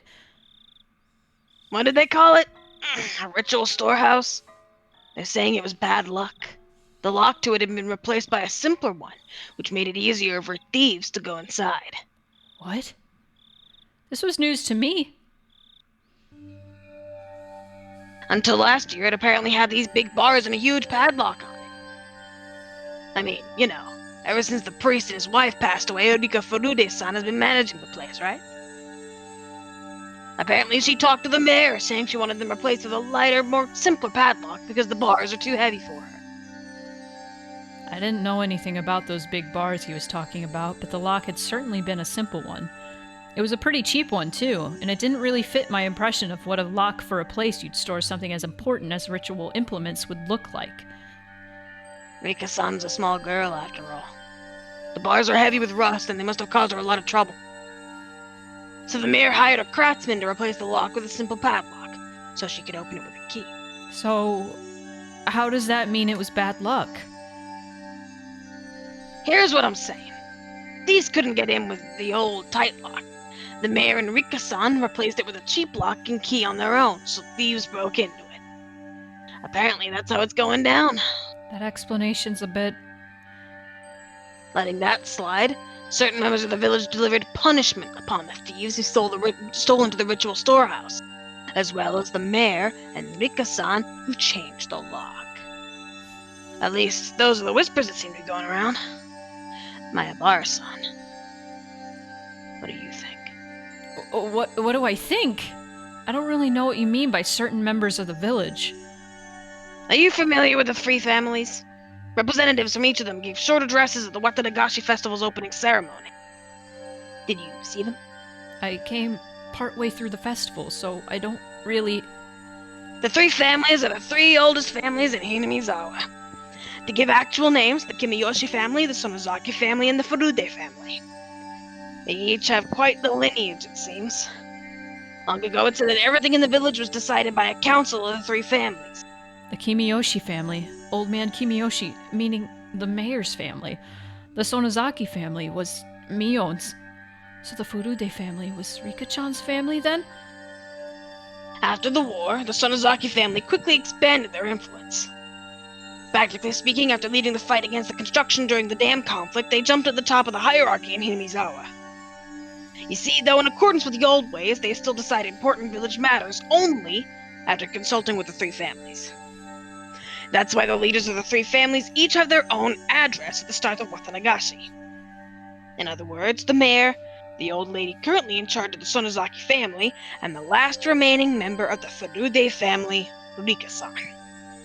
I heard that the Sonozaki family was pretty high up there, so Rika-chan's family was just as old? Well, as you're aware, she has no relatives at all. In reality, the Furude family holds pretty much no influence. However, it seems like people gravitate towards Rika on a personal level, and I hear that many of the villagers' elderly have blind faith in her. It was certainly true that Rika-chan had an odd sort of charisma amongst the elderly. So, what are you telling me about all this three family stuff for? Oishi-san paused for emphasis, lighting another cigarette. I've explained a lot, but I suppose it's still not enough. I'm asking because I don't understand. Oishi gave me a dry, meaningful grin and blew out another big puff of smoke. Members of the three families are disappearing one after the other. That's what I'm talking about. I've read that it's based on some kind of old traditions inherent in Hinamizawa, but I don't know much beyond that. I don't know anything about it either. That's why I'm asking. The leaders of the Kimiyoshi and Furude families have disappeared, so maybe the leader of the Sonozaki family will disappear next. Well, that's just a random idea bouncing around in my head at the moment. Just kidding, really. The leader of the Sonozaki family? Who is it? You know. The current the current leader is the old lady at their main house. But it wouldn't be incorrect to say that practically all the rights of leadership have been transferred to her granddaughter, Mion-san. The visage of Mion giving prompt directions to the adults, while searching for Rika-chan sprung back to my mind. Mion? She's gonna disappear? I hadn't even thought of that possibility. All my hair stood on end. That's insane. Nobody wants that, right? Of course not. We can't allow that. Clamp. Oishi-san grabbed my shoulders with both hands. Then help us, Mayabara-san. If there's anything you've noticed about Mio Sonozaki lately, please tell me. I was going along with him. By the time I'd realized it, it was too late. Oishi-san brought his face in closer, almost close enough to ram into me, waiting for my next words. This pressure. I can't tear my eyes away from his. That moment, I heard a beeping sound. It was from the driver's seat. He ignored it at first, but then it started to bother him, so he finally let go of me and leaned into the driver's seat. Yeah, real gaming hours. We're reading. It's great. I love it. Hello? Yep, loud and clear. I was saved. Of course, it's not like I could use this opening to escape. I see. Yeah, alright. Let's head back then. Ah, okay. Apparently, he was being recalled. Now that I knew I'd be free, the tension in my body dissipated all at once. It looks like I need to get going. We were just getting to the good part, too. That's too bad. Oishi-san flung open the door, exited, and walked around to the front of the driver's seat. He left the door open. Did that mean I could leave? You really care about your friends, Mayabata-san. An admirable trait for a kid to have in this day and age. I totally understand that it feels like you'd betraying them if you told the police anything. Mayabara-san. It's the middle of the night. So get a good night's sleep and then think about it. Just a little bit of courage from you might end up being what saves many of your friends in the end. Did he want to say that the sacrifices wouldn't stop with Rika-chan and Satoko?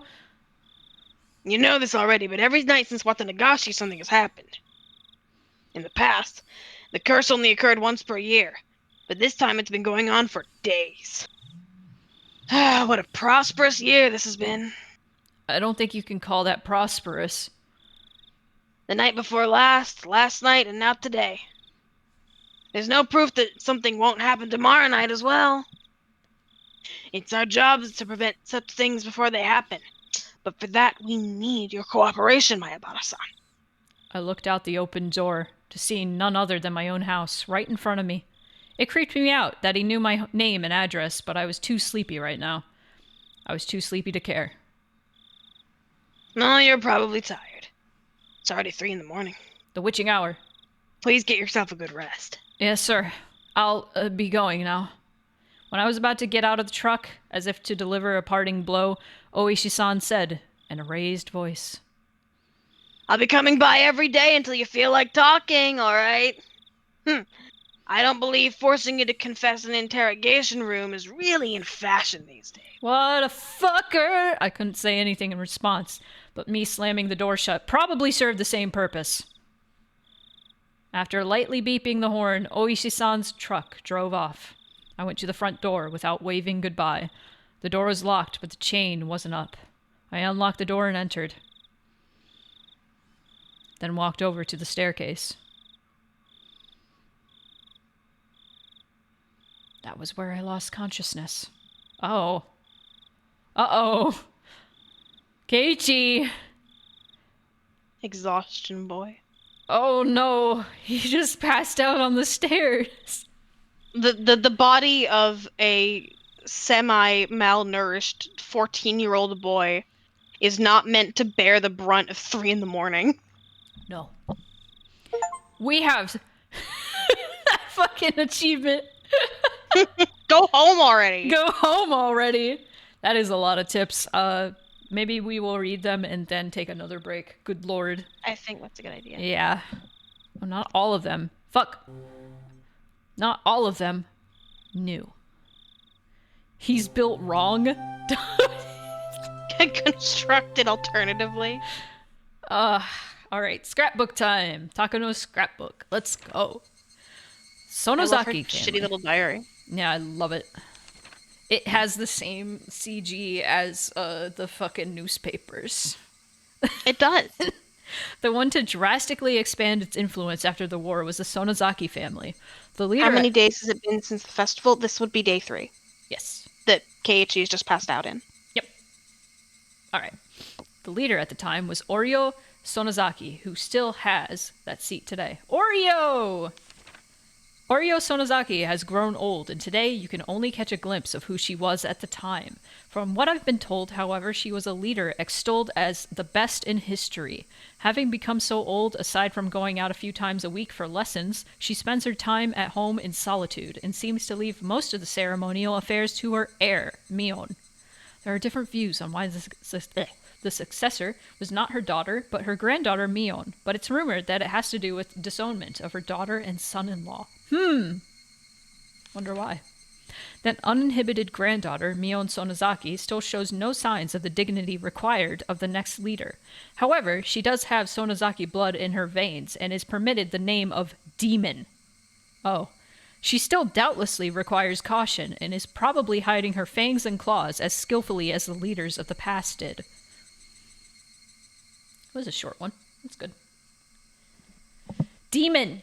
She's a demon. I'm a demon. Apparently. Okay, elderly leader of the Sonozaki family. Let's learn about Oryo.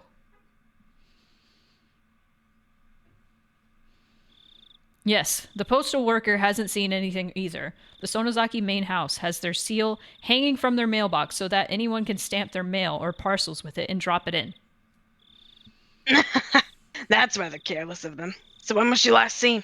She was last seen at the Watanagashi opening ceremony greetings. She apparently returned home right after that. Well, she is pretty old. From what I've heard, she goes out a few times a week to take lessons, right? Have you found anything out about that? Oh, shit. I think I was Komiyama, too. Every Monday, she goes to the assembly hall to practice the Taishogoto, but she didn't go this week. Any calls to say she wasn't going to be there? Has anyone confirmed it?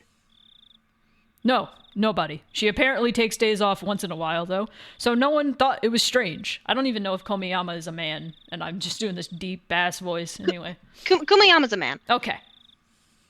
Tomorrow, why don't we pretend we're at the town hall and call around 10 o'clock?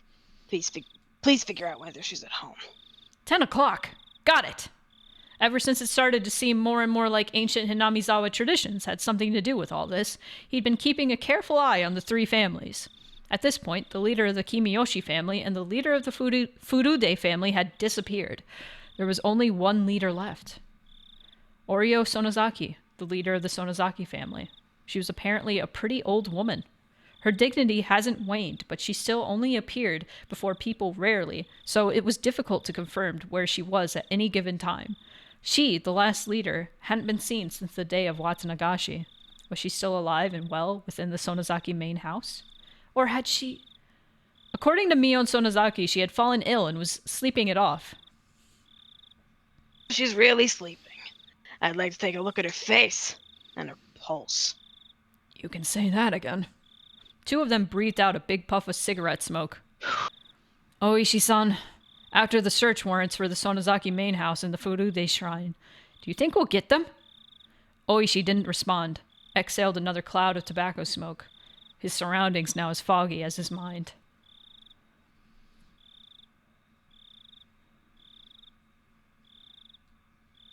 Amazing. The slow fade out. Yes. So, interesting. Mhm. Nobody's seen Oryo since the day of the festival. Didn't one of the tips talk about Takano and Tomitake? I mean... Yeah, the first one last stream talked about their bodies being found, but I don't think they Yes. had figured out who they were yet.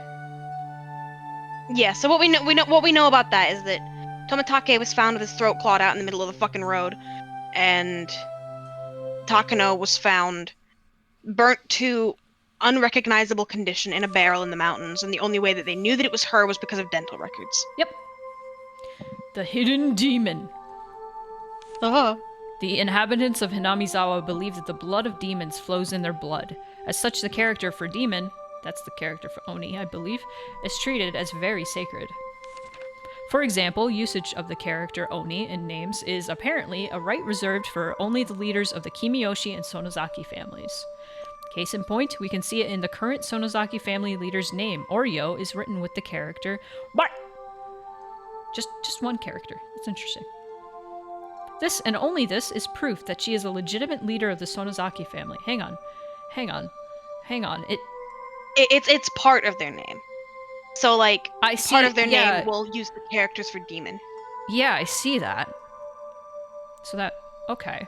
It's the shrine / warehouse in the mountains. How the fuck did she get up there so fast? The shrine and the warehouse where Rika and Satoko live are at the top of a hill in the middle of Hinamizawa. It's like at the back middle of the village. Mhm. So it's like kind of in the mountains, but also not really. It's just kind of like up a hill. Yeah, she was like in the mountains, like far away. Yeah. But yeah, how did she get there so fast? We don't know. This and only this is proof that she is a legitimate leader of the Sonozaki family. In the same way, Mion Sonozaki, its successor, contains Oni in her name with Mi written as... Okay, gotcha. That must be the Chinese pronunciation or whatever. It also goes for Orio's daughter and Mion's mother, Akane, who did not succeed her. It's known that before the disowning, Akane's name was actually written as Burp. So, similar. It has Oni at the bottom, but it was changed afterwards to that. Still read as Akane. So they took the Oni out, I see. Yes. Incidentally, it's thought that the first character, the Mayor Kichiro's name, which is there, originally meant demon, which can also be read as Ki. Ah. It should be said that names using the character Oni aren't limited only to successors of the Sonozaki family.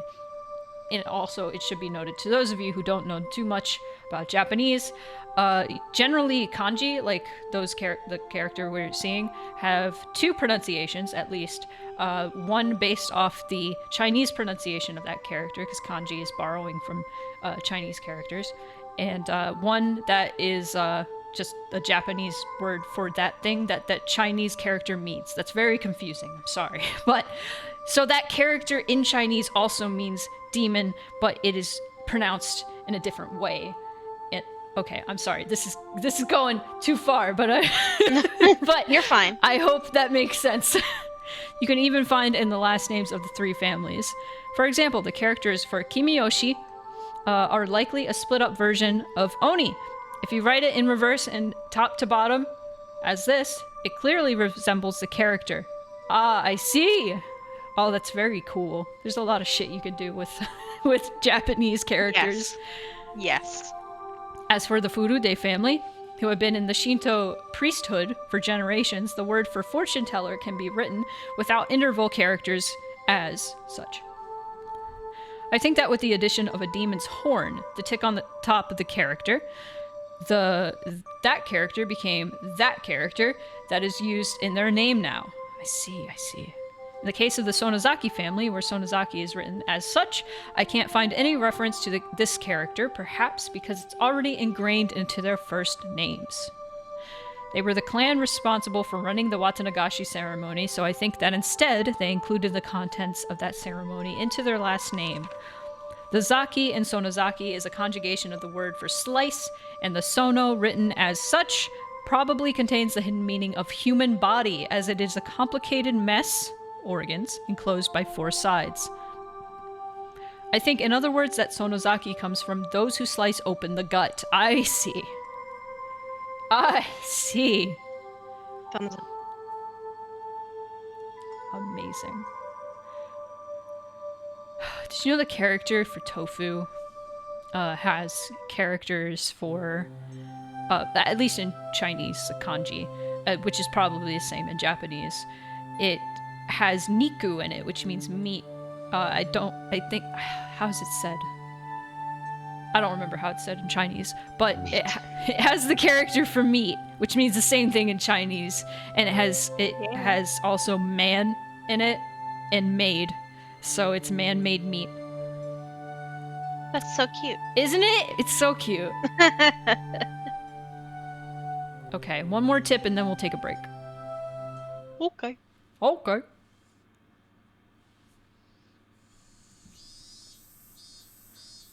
I'm back. Welcome back, detective. How did it go? You find any clues? The officers shook their heads in disappointment. Exhaustion was plainly showing on everyone's faces. That was only natural. None of them had gotten a wink of sleep since the day of Watsunagashi. Chief, let the youngest of us take a nap and then switch them out. We've got a long stretch ahead of us after all. Let's not push ourselves too hard. Rest up so we can take it easy as we go. I'm trying to remember the voice for Takasugi if there was one. I don't even remember this name coming up. Fine. I've been telling them to sleep in shifts. Nobody actually seems willing to sleep, though. Could you tell them yourself, Oishi-san? Oh my, you don't need to force yourselves. Komiyama-kun, please let everyone sleep in shifts, starting with the youngest. Give him a goofy voice? No. The dark side, the dark part of Sora's heart? Cloud's heart? I don't know. Komiyama-san, please don't do that. I'm sorry, I'll stop. After the chief told him as well, Komiyama-san left his seat.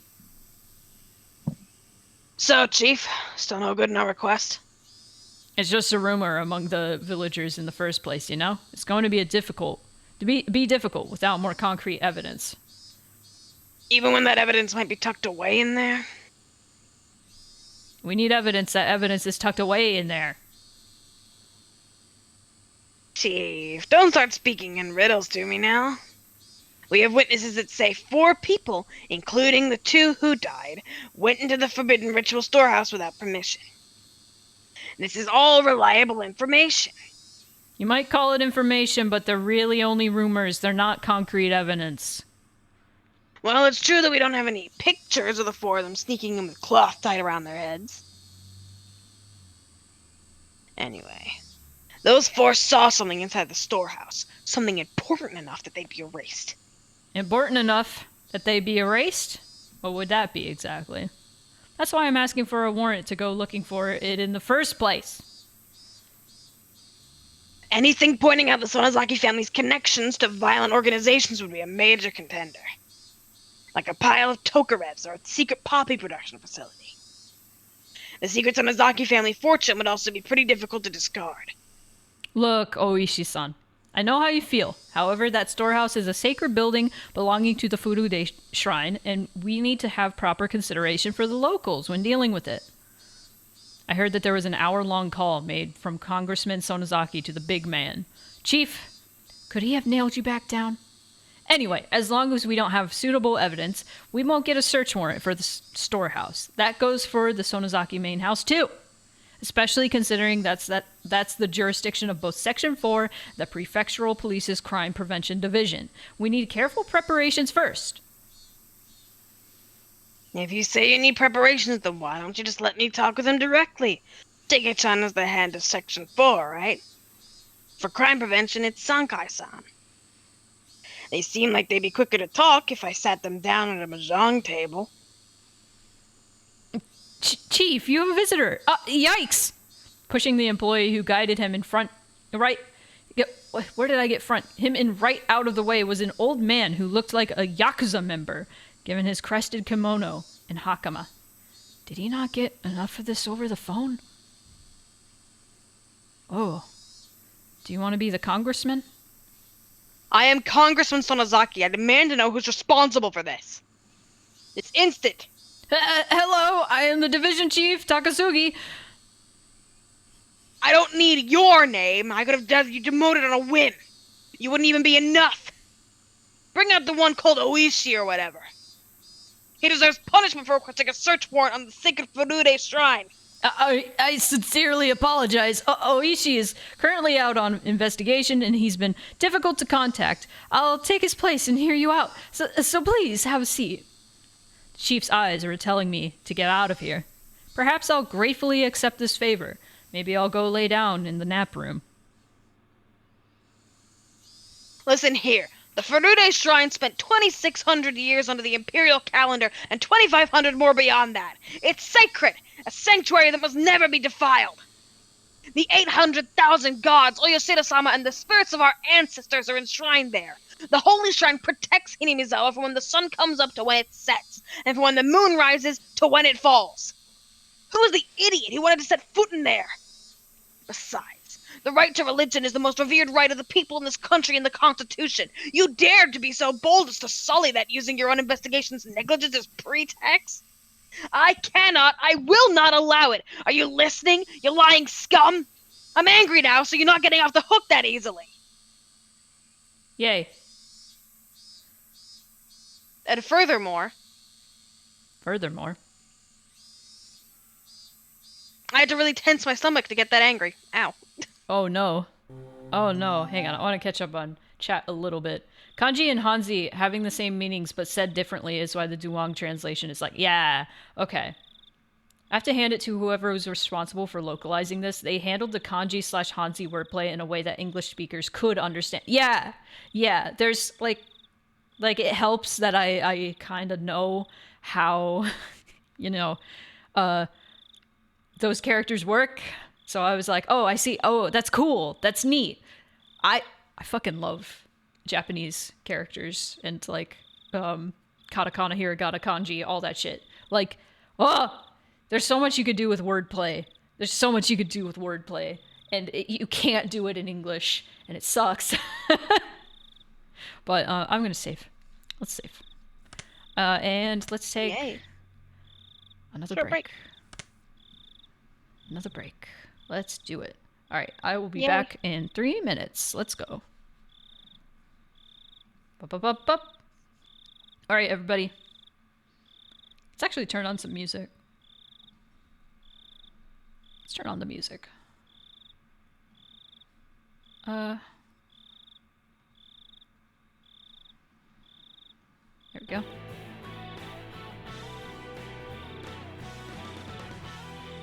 Okay, I'll be back.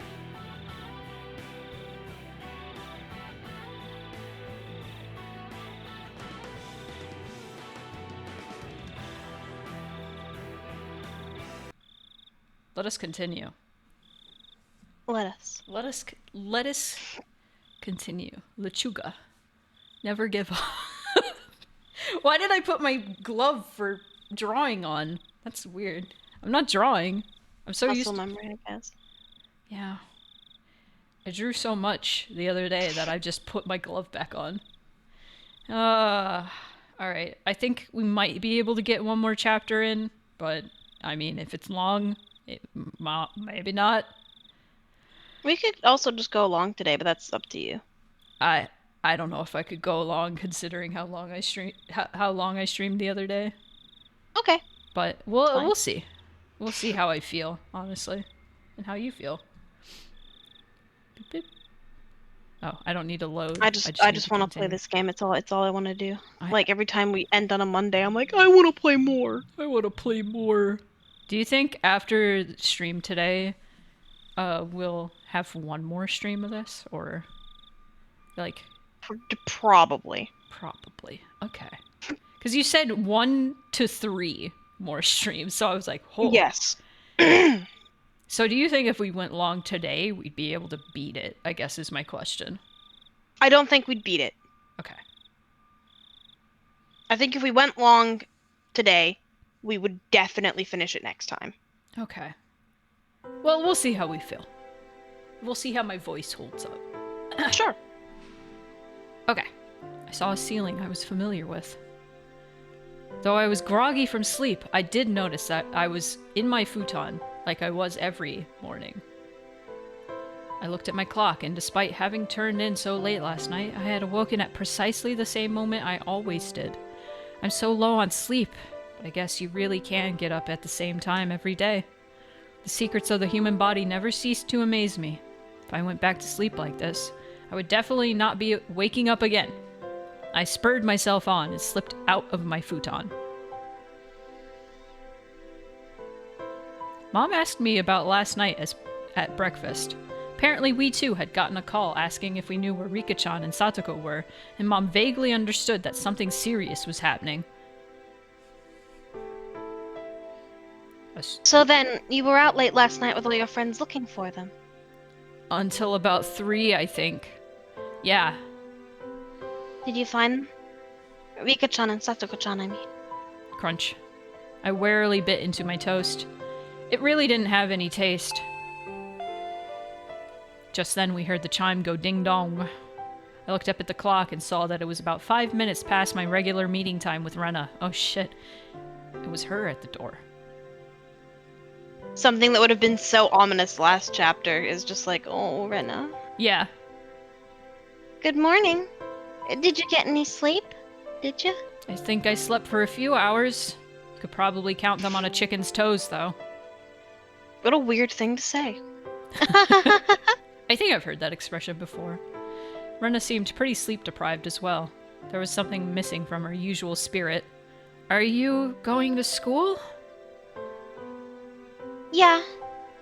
I think it would be better that way. She said, smiling, albeit stiffly. Rena was probably worrying her heart out about those two as well. Even so, she wanted to go to school. Oh, that's gonna be so sad. If you stay home today, I think you'd just be worrying nonstop and sleeping. I don't want that. So let's go to school together. All right. Wait just a moment. I'll get ready. I was just a little bit happy about Rena mustering that much consideration for me. We went to the place where we'd usually meet up with Mion, but she was nowhere to be found. We were a little bit late today, so we thought she'd be waiting for us. Fuck. I guess Michan couldn't wake up today, huh? That's right. For her, it wasn't just yesterday. She was up all night looking for the mayor the night before last, too. We waited for a bit. Time passed until it got to the point where it was okay for us to go on alone, and we exchanged glances. What do we do? Wait a little longer? At that point, my brain, which had finally been woken up by the morning air, recalled the ominous words Oishi-san had left me with last night. The leaders of the three families were disappearing one after the other, and next, it might be the Sonozaki's leader. Could Mion have? No, that couldn't be. Go. Let's let her sleep for today. Rena gave me a pat on the back. Mion, she's still here, right? Did you say something? Oh, nothing, just talking to myself. Let's get moving. Two of us headed to school by ourselves. On the way, we saw a bunch of our classmates accompanied by their parents. It even looked like some of them were being taken to school by car. Surprisingly, the principal was also standing watch at the school gate. I'd never seen that before. Oh, good morning. Good morning. Good morning. Principal was bowing to our classmates' guardians. The wooden sword leaning next to him was a little ominous. Mayabara-kun, good morning. Ryugu-kun, good morning. Good morning. Your teacher has something important to say, so head straight into the classroom. All right. Rena and I said nothing. The madness that only existed at night had finally crawled out into the sunlight. That's what it felt like.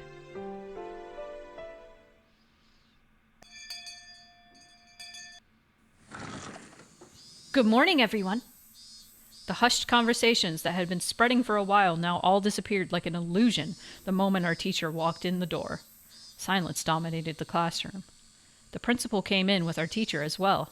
This was clearly not a normal morning. First, the principal has something important to tell everyone. Go ahead, Mr. Principal. The principal cleared his throat and approached the I know that word, dais. Dais. I've never known how to say it. I'm sure some of you already know this. The classroom was dead silent. Everyone was staring at Rika-chan and Satoko's empty seats.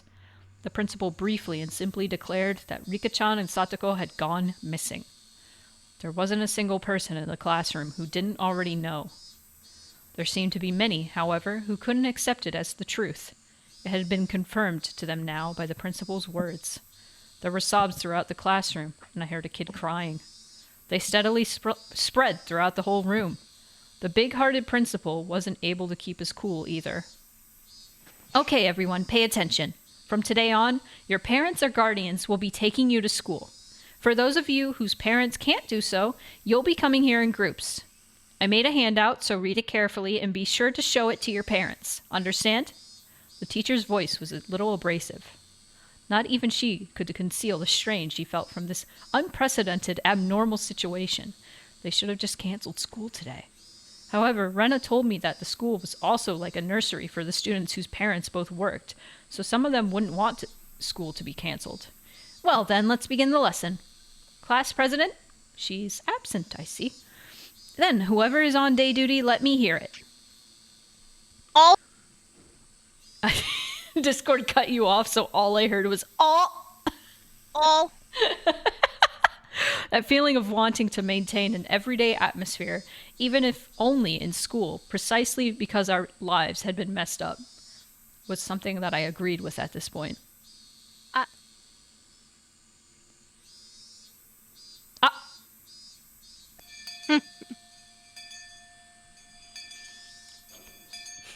Yes, the night madness was familiar. As for the teacher, who always had her lunch in the staff lounge, she ate in the classroom, did I? I had to laugh at her curry bento, which was just a rumor until now, but there was nobody to laugh with me. Rena brought her chair and lunch over to my seat. Today, it was only the two of us. The fact that we didn't need to drag any other desks over was sad. Sleepy. Yeah. I don't feel like sleeping anymore, though. In fact, I'm jealous of the people that could sleep at a time like this.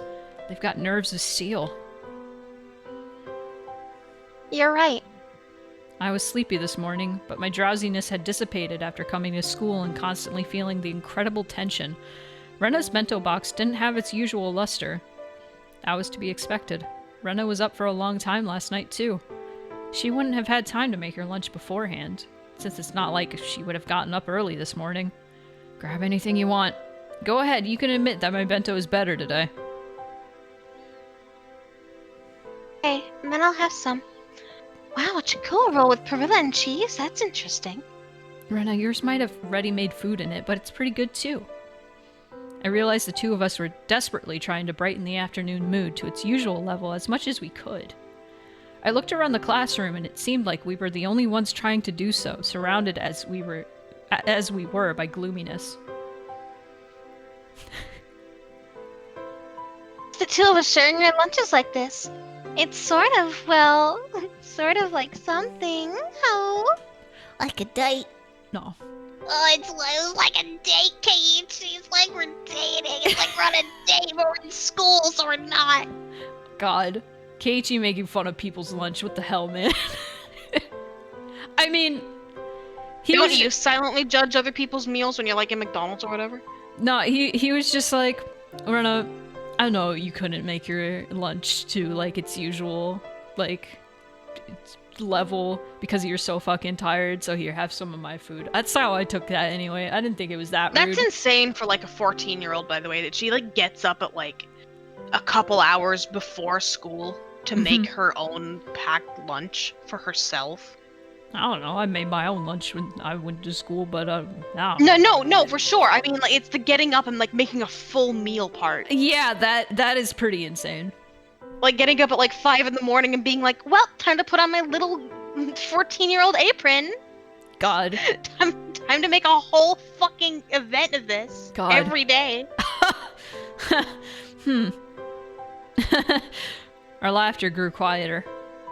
I was the first one to mess up. Sorry. I mean, well, I'm sorry. No, it's okay. It's not your fault. Our chopsticks both stopped moving. We couldn't keep it up anymore. Rika-chan, Satoko, I wonder where they went. Those words might have sounded too miserable. Everyone was thinking it, using roundabout ways to address the topic, but I came right out and said it. I heard Rena catch her breath. Yesterday, while you were gone, I heard a bunch of things, so I'll tell you what I know, okay? Sorry again about last night. Go ahead. At that time, since they had arrived for support, Rena was helping the Ladies' Society cook the miso soup we'd had. They reported all of the information the villagers had gathered, and Rena said she overheard it. They didn't know anything important, though, did they? Rika-chan and Satoko went home after school, and then apparently went somewhere on their bikes, but other than that, Mion had told me yesterday. We had no clues. Yeah. Police also said that they probably went out on their bikes to go play somewhere as soon as they got home. If they were going out to play somewhere on their bikes right after getting home, then they might have gone into town. So I guess they concluded they disappeared while in Okinomiya. The police were saying how they were going to expand their search to Okinami in the morning. In town. Okay, here's the background. I for no reasonable reason, I really like the crack in the ground where the post sits. I think it's a really cool little detail to add that like really breaks up the symmetry of it. Yeah. And like you can see the way that like the fence divots inwards towards the middle a little bit. Yeah. I just think that's neat.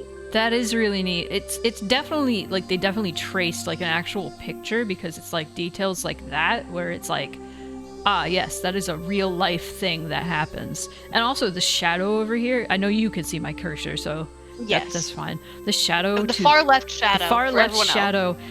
The fact that it is like darker over here and then like lighter up here. That's like only something you would think of if you were like tracing a picture. Because- Which is completely reasonable because a lot Yes. of these backgrounds are traced almost identically from the Ryakichi photographs yeah, and that were the original backgrounds. That's great. I love that because then you can add, you know, like more brilliant colors and like you can add little tiny details here and there that aren't in the original picture. So, you know, Yeah. I love that shit. I love that shit. I love it. It makes sense why we couldn't find them even though we searched all of Hinamizawa then. Still, something didn't fit. I had no basis for thinking that, just a gut feeling. I want to point out, up until this fucking stream, every day, Keiichi has talked to Shion. Yes. At least once. At least once. We didn't talk to her yesterday. No, we didn't. I'm wondering if she's gone. I had no basis for thinking that, just a gut feeling. I revealed something to Rika-chan that was likely very important to her that day. Then Rika-chan had told me to leave it to her. And then, what did she say? Oh right, if she didn't work hard, then something bad might happen to the dog too, I think. With all the talk of dogs and cats, I still didn't have the faintest idea what she really meant, but it might have been Rika-chan's way of saying this was a race against time. The last time we saw Shion and Mion together, that would probably have been the festival, yes. Mhm. Very specifically, it would have been when Shion pulled us from the crowd Yes. Yeah. Mm-hmm. before we went into the storehouse. Damn it. I'd selfishly pushed my anxiety on Rika-chan and tried to run away. When I thought about it, I shouldn't have run back then. I should have asked her more about the dogs and cats. The more I think back on it, I really screwed up. Anyway, I don't think Rika-chan was in a situation where she would just go off to play somewhere. Of course, I didn't have any evidence or conviction to base that on. It was just a hunch. I don't think she'd go into town. You think so too, Keiichi-kun? I agree. Rika-chan and Satoko-chan must have disappeared in Hinamizawa. I looked back at Rena, startled. I could hear the conviction in those words. Without replying to my gaze, she took her bento box and went to the hallway. I'm gonna go rinse this out. She timed that in a way that broke off the conversation. Suddenly I got the feeling that the next thing she had to say would be hard to say aloud in the classroom. I hurriedly grabbed my bento box and followed her. Rena didn't go to the kitchenette, but rather to the water fountains out back, where students seldom went. The water flowed down onto our bento boxes. During that time, Rena didn't say a word. Then, after making sure there were no other students around, she finally opened her mouth to speak. The whole thing about Rika-chan and Satoko-chan going into town to play and then disappearing? That didn't make sense for some reason, so I decided to investigate a little bit myself. Who did you ask? What did you ask them about? I asked the Ladies' Society all kinds of things. There were a lot of tofu in the miso soup yesterday, remember? The old lady from the Tomita tofu shop came too. The Tomita Tofu Shop. Oh, I remember. That was one of the stores on the road leading to the hospital. Those huge lumps of tofu dancing in the bathtub-like cistern always looked nice and refreshing. The old lady says she remembers Satoko-chan stopping to buy tofu there on her way home from school. Tofu? Well, it's on the way home, right? How is that a clue? Just listen. Do you remember when we went to Rika-chan's house? Rena stepped away from the sinks and spread her arms wide to recreate the space of Rika-chan's room. I also, I might be getting a package, during stream. Oh, fuck. Packing. Hang on. I might. They might have already dropped it off, but that's fine. I can go get it later. But I just remembered that because I think I heard somebody's doorbell ring. So if anybody hears the doorbell go, I'm sorry. It might be alarming. I know the few times that my doorbell has gone off during stream, people are like, "What the fuck?" But that might happen. So just a heads up. There was a pot on her gas cooker, and there was miso soup in it. I think it was probably about half of it inside. The rest was in the refrigerator. They must have been planning to make chilled tofu. Yes. Exactly, JM Racing Fox. Oh, did you? Oh, you skipped my line. It was on a plate in plastic wrap. Yeah. As Rena explained, she walked around as if she were really going through Rika-chan's room. Still, Rena, why does that matter? Keiichi-kun, when you make miso soup, you put the tofu in last. That means that Rika-chan or Satoko-chan, whoever was cooking, was standing there to making it up until right before dinner time. Right up until dinner time? Wasn't everyone saying that their bikes weren't around, so they must have gone somewhere to play by themselves? The trash in the countertop bin was put in there really awkwardly, too. Rika-chan makes most of their food and lunches, but occasionally Satoko-chan does it too. So Satoko-chan was cooking that night. So that means that Satoko, at least, didn't go somewhere to play. She was preparing dinner? Yeah. Then I took a look at the rice cooker, and there was rice for two still in there. So she made dinner for both of them, but neither of them ate it. Is that it? Rena nodded. So next, I looked in the fridge. You know, where you made fun of me for looking? Mhm. There was some chilled tofu made from the other half that they bought. That's not all, either. There were a whole bunch of plates with side dishes for dinner, and all of them were in plastic wrap. You usually plastic wrap things so that you can have leftovers for the next day. My mom does it all the time, too, using them in breakfast or lunch. Real space. That's right. You use plastic wrap to save leftovers for later. So the fact that they were in the fridge means they didn't plan on eating them that night, at least. Is that what it means? I don't know shit. I am a boy who doesn't know things about food. Keiichi-kun, think a little harder, please. Their dinner was totally untouched and wrapped up. What do you think that means? Well, that means they didn't need to eat dinner anymore. So they would have gone out to eat or ordered takeout. It must have been really sudden, too. If they decided to do that beforehand, they wouldn't have made anything. But there was dinner for the two of them. That means that when Satoko-chan was making their dinner, they really thought they were going to eat it until right before they didn't. So then, the theory about the two of them going out to play and then disappearing is wrong! Yep. They disappeared after making dinner, and right before they ate it. Probably around 7 o'clock. Where would they have gone at a time like that by themselves without eating? That's obviously where this is leading. Keiichi-kun, do you remember? On their fold-out table there were things like soy sauce and a chopstick holder. There might have been something like that. I didn't remember. The container for the soy sauce, it was empty. There wasn't even a drop left. Chilled tofu wouldn't taste good without it. So I looked under their sink for the larger bottle of soy sauce they have. We sure know a lot about where they keep stuff. I've been to Rika-chan's house and cooked for them before. Rena cleared her throat, her face returning to a serious expression. Then when I opened the cabinet, the big bottle of soy sauce wasn't there at all. It wasn't there. What does that mean? Everything I'm going to say from here on is just Rena's idea. So please listen until the end without saying anything. I will try. Last night, Satoko was making dinner like normal. Rika-chan usually watched TV until the food was ready, so she was probably lying down watching a variety show or something. Satoko put the tofu in the miso soup, and right when dinner was about to be ready, she noticed that they were out of soy sauce. So Rika-chan, who had nothing to do, brought the big bottle of soy sauce to a neighbor's house to borrow theirs. I don't really know my neighbors that well. Would people be willing to just give her soy sauce? Yeah! That's normal! Very normal. Yeah, it's not all that uncommon in Hinamizawa. I guess that's a normal opinion to have of a city boy, though. I guess, yeah. So Rika-chan rode her bike out to get some soy sauce. What about Satoko's bike?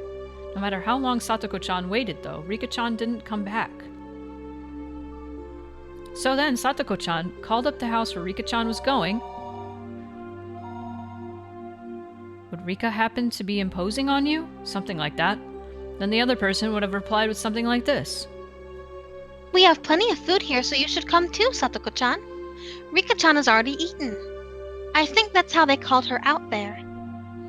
Satoko called Rika a few names in private and wrapped up the dinner she had made for them. She put it in the fridge so she could use it for breakfast and lunch the next day. Then Satoko got on her bike too, okay, and headed for the house where Rika-chan was. But whose house? And that like is a cover story, or not a cover story, but like whoever invited them over and then took them away wouldn't reveal that. No. So we have to figure out who did it. Okay, but this is already pretty strange. You don't normally make so much food that you can give it to people who suddenly arrived at your house. A veteran housewife would never normally make so much food that she could feed 2 extra people. Could it have just been a coincidence that they made too much? It's still unthinkable, Rena flatly denied me. since Rika-chan knew that Satoko-chan had worked really hard to make dinner for them, didn't she? No matter what kind of food she was offered, she wouldn't let Satoko-chan's dinner go to waste. This was all only circumstantial evidence and Rena's guesswork. Even so, it was all extremely convincing. It was the only ray of hope we had to topple this situation bereft of clues. Then, Rena, where did Rika-chan go to get soy sauce? That was the heart of it. It would have to be somewhere she'd be comfortable with asking for soy sauce, and somewhere Satoko wouldn't think it suspicious that she'd been invited for dinner. Haha, Sonozaki. haha. Sonozaki. So who was it? Rena slowly shook her head. Ah, That's all damn it, for Rena's Rena! guesses. Damn it, Rena! I mean, she's done an amazing job so far, but she is still only 14. Whose house is These- closest to them? These are all just ideas, okay?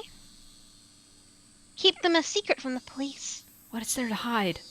Even if only half of what you say is right, it should be a good clue for all this. 'Cause snitches get stitches, Keiichi-kun. It's true. Keiichi-kun, this all means suspecting someone from Hinamizawa. We can't suspect anyone without a really good reason. I saw a few girls coming over to rinse out their bento boxes. Rena cut the conversation short there and returned to the classroom. I stayed there alone, my body bathed in the lively voices of the cicadas. There's a lot of really cool sentences in this game. Let's think about this. Yeah. In my own way. Rena had barely any information to go on, and yet she'd reasoned out that much. So there should be something that only I, who knew far more than Rena did, could deduce. Oishi-san said this last night too, but this incident was definitely occurring within Hinamizawa. Rena might not have wanted to believe it, but it's basically a given that the culprit is someone from the village. The trigger for everything was when the 4 of us trespassed in the forbidden storehouse. Somebody saw us going in there. For the culprits, breaking the taboo was a crime punishable by death. So that night, Tomitake-san and Takano-san were sacrificed.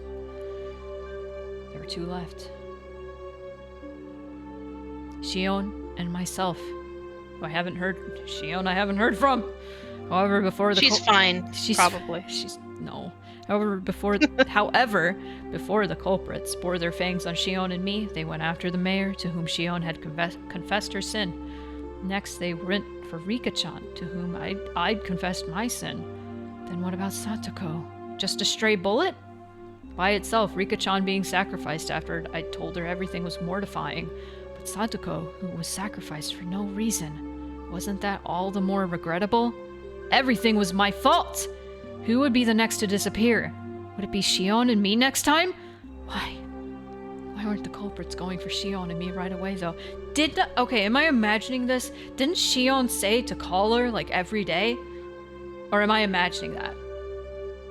I feel like she did, but I'm not remembering. I feel very like well. maybe I'm, like, making shit up, but I feel like she was like, we should call each other every day to make sure we're okay. Like, that would make sense. Do you expect Keiichi to remember anything ever? No. To retain any information? Satoko, just a stray Barrett? Yeah. Just a stray Baruto. Oh, did I read that? I have no idea. No. If they had enough power to erase the mayor and Rika-chan, then why not just get rid of Shion and me? Oh, why weren't the culprits going for Shion and me right away, though? If they went for us, well, I wouldn't like it, but I could still tolerate it. I feel like it was either call her or she would call, definitely to talk daily. Okay. Alright, so I didn't imagine that. What I couldn't forgive was them getting rid of those we'd confessed to. Now that I think of it, yesterday Shion said something alarming. She felt like someone was watching her. So then, was someone watching me as well? Strangely, though, I hadn't felt anything like that until now. Even though I'm the root cause of everything, I had never once had that impression. You weren't the root cause of everything, Keiichi. It was Takano. That was kind of Takano, yeah. Yeah. Miss, I will break into a place for my special interest. Yeah. Maybe that was simply because Shion was more cautious than me. I was just careless. That's another story, though. Let's get back on track. Why weren't the culprits going after Shion and me? Felt like that's where the key is. Where the key to this lay. Could it be? Was I making a big assumption that I shouldn't have been? I thought and thought, but couldn't come up with an answer. The one thing I understood was that I was a concerned party to this case, and that I had a duty to watch over it until everything got resolved.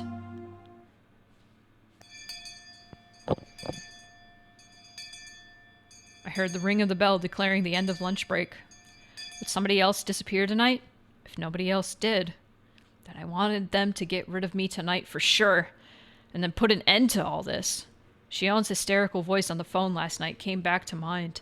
They planned to murder those close to us first, make us as miserable as possible, and only then would they kill us. Ayabara-kun, lunch break is over. Get back to the classroom. At the principal's urging, I returned to the classroom, which was quiet as the streets at night.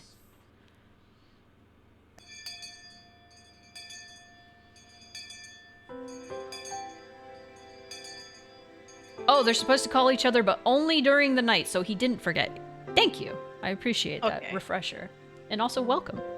There were a lot of parents picking up their children after school. It was just like a kindergarten. So yeah, he called her, like, before he ended up calling. That was right after. Like, he called. Right. Yeah, okay. I guess the break in streams made it seem like it was longer than. Yeah, the break. Yeah, definitely. Students whose parents didn't come went home as a group. We left school with everyone else, following the assigned route. Even while leaving, nobody said anything funny. They all looked like exhausted mountaineers silently marching through the mountains. As we went, one left, and then another, and in the end, it was just Rena and me. I was supposed to escort Rena all the way to her house, but she declined. Will you be all right? It's not safe to go alone. Be just as dangerous for you to go home by yourself after bringing me back, Keiichi-kun. It's still light out anyway. I'll be fine. I see. And be careful, okay? Yeah. Huh? Isn't that a policeman? Rena pointed towards my house. Oh, Ishi. There was a car stopped in front of it. From out of that car came Oishi-san. He must have been waiting for my return to ambush me. Oishi-san started walking over wearing that annoying grin. Rena, you should go. If you get involved with him, you'll be here for hours. Oh. Police want with you. Rena's a good person. Even when I made a fuss over Rika-chan's disappearance, she never asked me why I did. She could have been suspecting me ever since then, and that would have been okay. Even so, she still hadn't asked me anything. She didn't try and pressure me into revealing the truth. I'm not the culprit. Know that. That said, I can't say that I'm totally uninvolved with this incident. Rena simply listened, smiling like she always did. Even though I had insinuated I was related to the incident, she didn't look at me as though she were looking at something dirty. I'll tell you next time. Okay. I'm looking forward to it. Get going then. Rena gave me a slight bow and trotted away, leaving me alone with Oishi-san, who walked over. Hello! Welcome home, Mayabata-san. Hello. It looks like your parents aren't here. My, I was in a bit of a spot. You came all the way to my house? I can only thank my good fortune that my parents were absent. Since neither of them was around at this hour, they would probably be back late. Thank you for the follow. I think Dad got called out on business. I don't think he'll be back until later. I see. Well, that's convenient, I suppose. We can do this without giving your parents any strange ideas. Oishi-san pushed my back, prompting me to walk. It seemed like he wanted me to get in the car. Are you taking me to the police station? I wasn't the culprit, but I was the cause of everything. It wouldn't be weird if he wanted to investigate me. That kind of gave me a resigned feeling. No. I just don't want to stand around talking. We can just talk in the car, that's all. Meowdy Don. Welcome in. Sorry, there's a little bit more. It's okay. Sorry. Come on now, don't be shy. He opened the back door and urged me inside. If I got in, I wouldn't have a very easy time getting out. If I said no, however, then this man might really handcuff me and take me away. I couldn't refuse. I could only accept in good grace. The inside of the car had been cooled too much by the air conditioner, and there was a rusty smell coming from the filter, which must have been cleaned out, only rarely. That's me and my car. Whoops. Ew. It's Is it too cold? It's expensive! It's like $80! Oh, no, that's fair. I'll turn the car off. He turned off the engine and it suddenly became quiet, and the voices of the Higurashi, with all their cool loneliness, snuck inside. Yeah, we can hear it. It sounded to me... Yeah, it sounded to me like a chorus of voices lamenting my exorbitant punishment for having harbored such foolish curiosity. For a few moments, while listening to those voices, I myself lamented the days that had been twisted and distorted since that night. Oishi-san, as if waiting for me to voluntarily begin talking, lit a cigarette and listened to the Higurashi. The translator's note, Higurashi means cicadas. The silence became deafening, and I was the one who folded first. How is the investigation going? The investigation? Of what? There have been so many. Which do you mean? All of them. Well, alright then.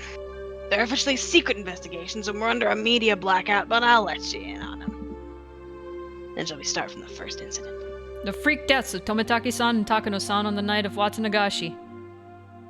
On this one, embarrassingly enough, we haven't made any progress at all.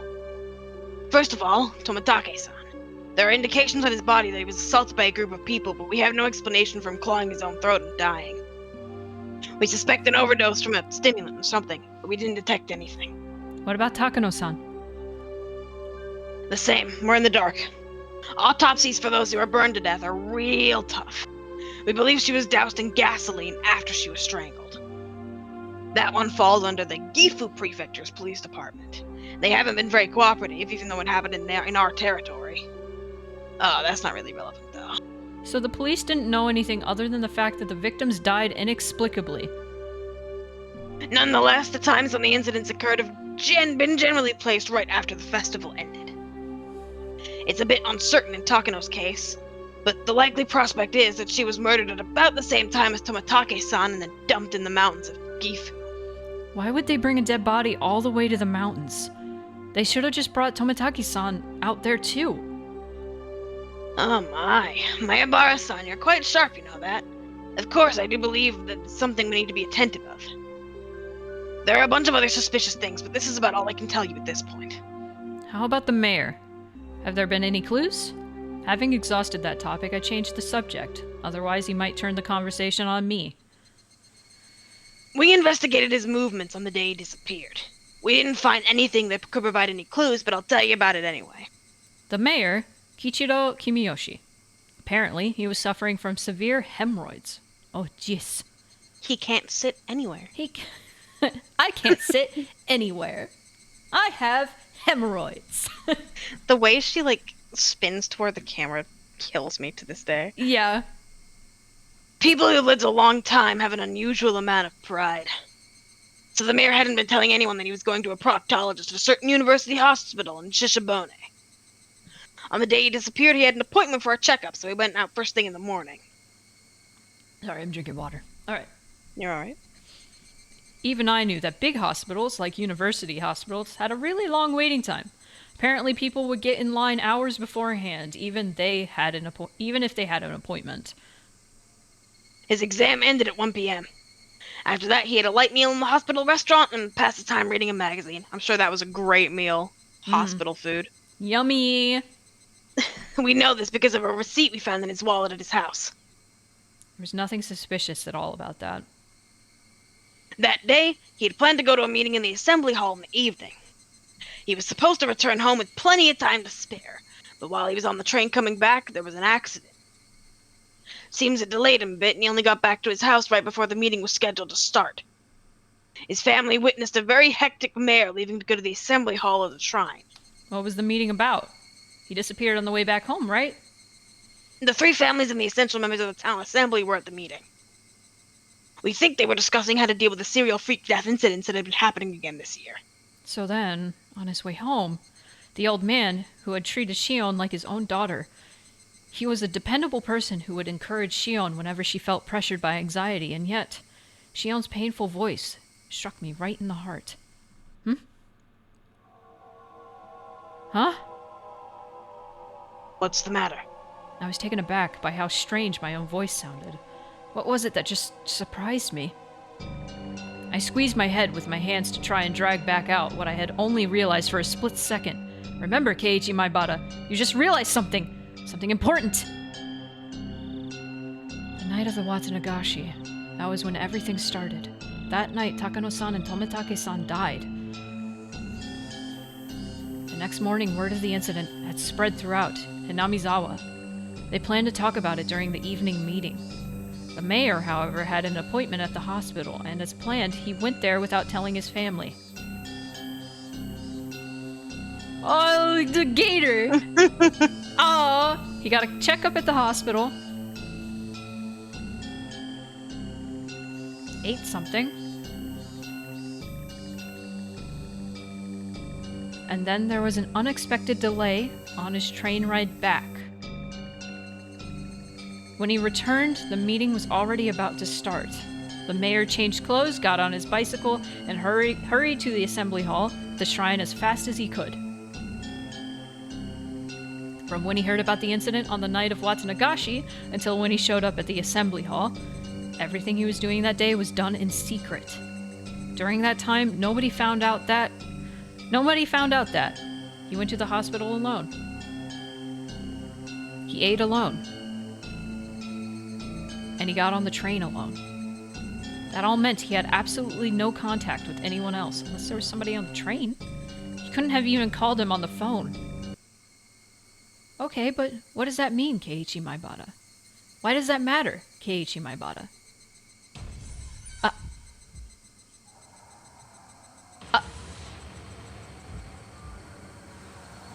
Kei-chan, what should I do? What's wrong? Tell me. We're not keeping secrets from each other, right? Old man Kimiyoshi, I told him everything. I told him everything. I told old man Kimiyoshi everything. that night, I told the mayor that we snuck into the ritual storehouse. Also, that someone saw us and was out to get us. Right. What then? Old Man Kimiyoshi didn't get angry. He smiled, then told me that if I was properly sorry about it, there was no way I'd be demoned away. He was really smiling, and he told me to leave it to him. Rika said the same thing. Rika said the same thing. Okay, but are you putting it together? Give me a minute. Give me a minute. I'm gonna read more.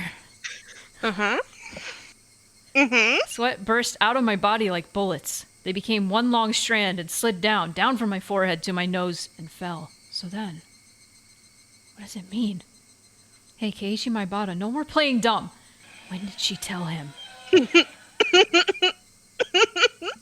That's what I thought. When did she tell him? If he was all alone all That day entire day. and then went to that meeting and was never seen again, when did Shion tell him?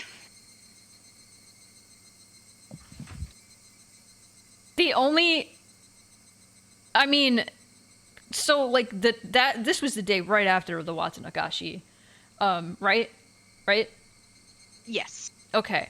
So that night, Shion went home after the bullshit. Yeah, and Shion doesn't live in Hinamizawa. Okay. Could she have called him that night? He wouldn't have had a phone because he was alone all day. He was completely during out Watanagashi of though. contact. Like that night after the Watanagashi. Like, would he not have had a phone that night? He was with all of the townspeople. Okay. They were all celebrating. All Everyone right. was celebrating all Okay, together. so what we're insinuating here is what Space said at the meeting. Was she at the meeting? But why would she be? Why would she be at the meeting? Because she's not part of the main Sonozaki house. No. So wait a minute. Stop. Wait a minute. All right. Stop. No, we're going to Wait a read more. minute. We're going to read more. We're gonna read more. Shion said she learned of the incident from a phone call her father had made that morning. Okay. The mayor had left the house first thing in the morning for his appointment at the hospital.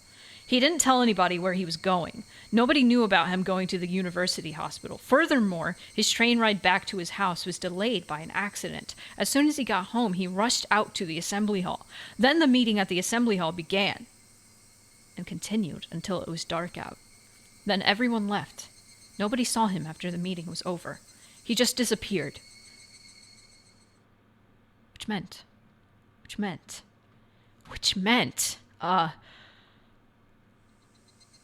My Bar-san? Are you alright? If you're too hot, I can turn on the air conditioner.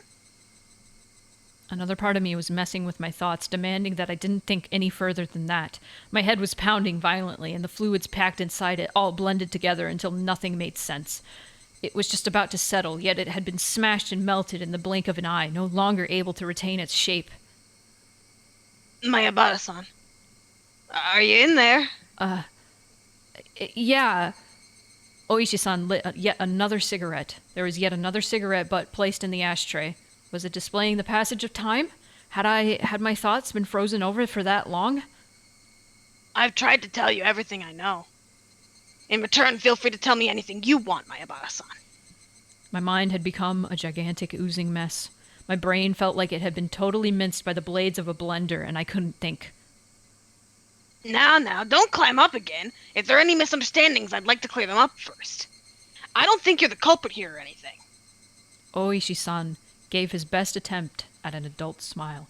Here's the thing.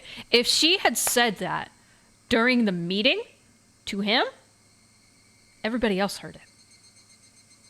That's what I'm thinking of. That's my thoughts right now. Also, Space, I want to know your idea. They did DM it to me, so if you would like, I can read it out loud. Yeah, I want to know. Because Space and obviously, Space doesn't know. Space doesn't know. Okay, Space yeah. does not know. Yeah, so people who don't know, obviously, like, we could talk about this. Cal Yes. knows. I do know. And then This like is any... what Space thinks. Okay. To give you my thoughts, the idea is that Shion basically took Mion out sometime after the festival. We've been dealing with Shion since the festival and has been pretending to be Mion. Wait. So okay. That's Space's idea. Okay. So yeah, you know what? I actually suspected that. Like after Kimiyoshi went missing, and then we saw Mion. Mion was a little like off, and I was like, I think that's Shion to myself. I don't think I said it out loud. I might have. I think you mumbled it because I remember that, and I didn't say anything. I think I mumbled to myself. I was like, I think that's Shion, and I kind of forgot about it. But yeah, no. I think Shion's gone. And I think... No, wait. I think Mion's gone is what I'm saying. Okay, yeah. All right. Shmion. Shmion. All right.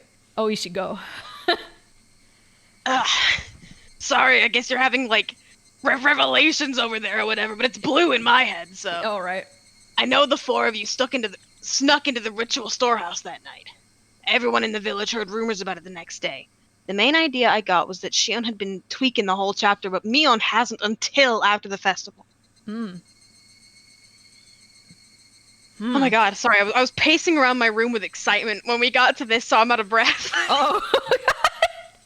I love this reveal. It makes me fucking crazy, insane. That in itself means we should take you in for trespassing, but that isn't the problem. It's what was inside. What was inside that made the people who snuck in there end up as sacrifices? There wasn't anything. As soon as I said it, I regretted confirming my presence there, but I knew it didn't matter anymore. Was there really nothing in there? I mean, everyone who went in is being sacrificed one by one, you know? Even the mayor and Rika-san who switched the lock on the door were sacrificed. What was inside that could have caused such terrible things to happen? I was far too tired of keeping quiet about this. Perhaps that was Oishi-san's goal all along, but again, that didn't matter anymore. There were just a lot of torture devices that were used a long time ago. I looked around at them with everyone. Was that really all? That was really all. There was nothing terrible in there that would make you keep silent. Like a pile of psychoactive drugs. Maybe a secret poppy workshop. Perhaps there was a mountain of Soviet or Chinese handguns. There weren't any suspicious wooden boxes or containers packed in there. There's nothing. You can hear me clapping, probably. Yeah. There's nothing as exaggerated as what Oishi-san was hoping for, but I felt like in a way there were plenty of terrible things hidden in there. From the perspective of someone who viewed the storehouse as sacred, whether or not I thought I had seen some crazy things didn't matter in the slightest. The four of us broke the taboo. Punish us. That should have been what happened. We put in a request for a search warrant thinking that there may have been some secrets hidden in that storehouse. It's been the sabotage of the century. They said it would be an insult to religious figures and something about the right to free religion in the Constitution. Jeez! That's why I really didn't have any other recourse but to ask you, since you went in there. It really was just old, rusty, dusty torture equipment. Nothing else stood out. Then Tomitake-san and Takano-san were only killed as punishment for having broken the taboo? I didn't have an answer for the only part. Hang on, I want to read what Space said. As Mion, she's the head of the Sonozaki family. She can do anything as the head of the demon family. Everyone trusts her. Yeah. Alright, I go suppose ahead. I won't bother hiding it anymore. You're the only one to escape harm so far. Everyone but you has disappeared, and yet you alone are safe. What's the difference between you and them that would protect you but bring harm to the others? That's what I want to know. There was something wrong with what Oishi-san was saying. You alone. Whatever, Shion. Bless you, Moonpie. Bless you, Moonpie. Oh my god, kitty. You alone. What? Wait a second. What do you mean by you alone? I'm saying that you alone have been left alive. right? Out of the 4 people who tiptoed into the storehouse for ritual implements, I mean. The only one left alive? Hold on. Shion was still... Jiro Tomitake-san and Mio Takano-san died that night. And Shio Todozaki disappeared the next day. Only you are still safe and sound at this point. Wait a second. Ah. Wait a second. Hold on. So the next day, that was when, quote-unquote, Shion and Keiichi went to the library, right? And Oishi was there. So... But do you recall that she very quickly skipped out? Yes. Because was that Mion instead of Shion? Who knows? I don't know. I've never played this game before. Spoony, we're investigating a mystery together. I don't know all the answers. Only you are still safe and sound at this point. Why only you? I'm saying that's what I want to know. Shion disappeared? That's impossible. I unintentionally raised my voice, but I didn't care about that. Tomitake-san died. Takano-san died. And Shion disappeared? When did she disappear? What is this guy talking about? Oh, well, now I thought you were long since aware of this. This is the first I've heard of it. Shion disappeared when? Well, going back a bit, she disappeared the day after Watanagashi. Going back a bit? Stop saying stuff I don't understand. Shion Sonozaki spends the night at relatives' houses depending on her mood on any given day, so no one thought much of not knowing where she was. She frequently takes days off from school, too. Fucking delinquent. Her teacher's been pretty troubled by it. I didn't ask about any of that. I'm asking you when Shion disappeared. I told you, it was the day after Watanagashi.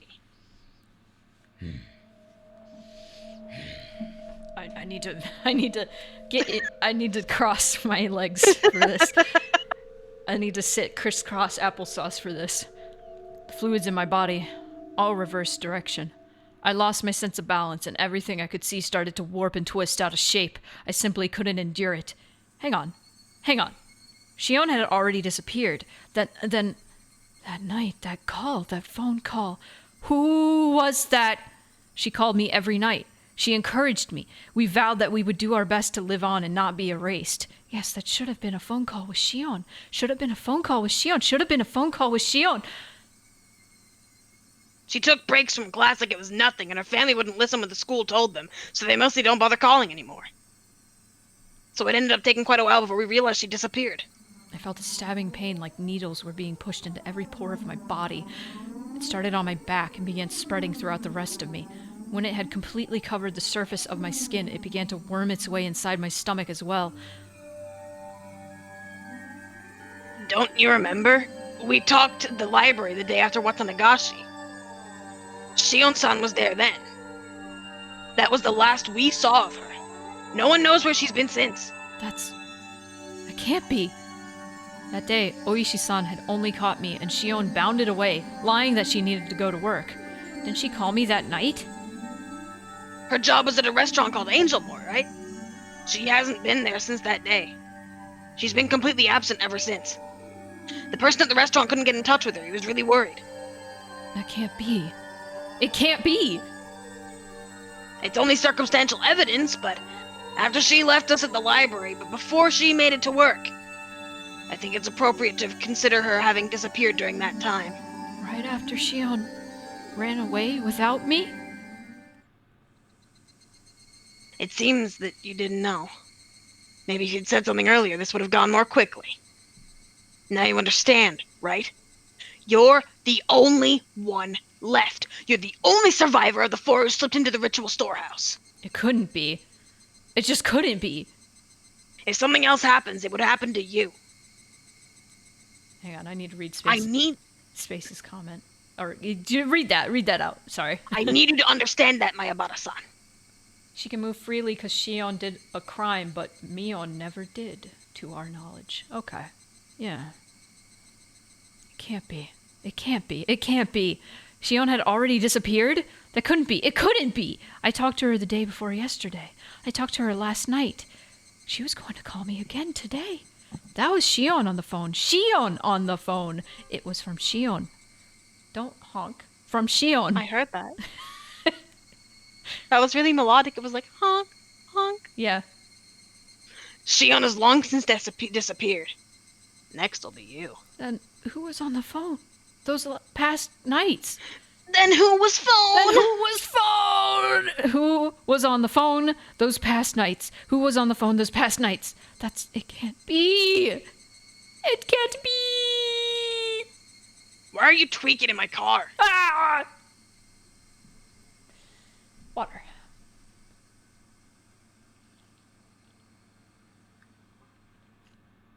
Is it the air conditioning? I can turn it off. Yeah.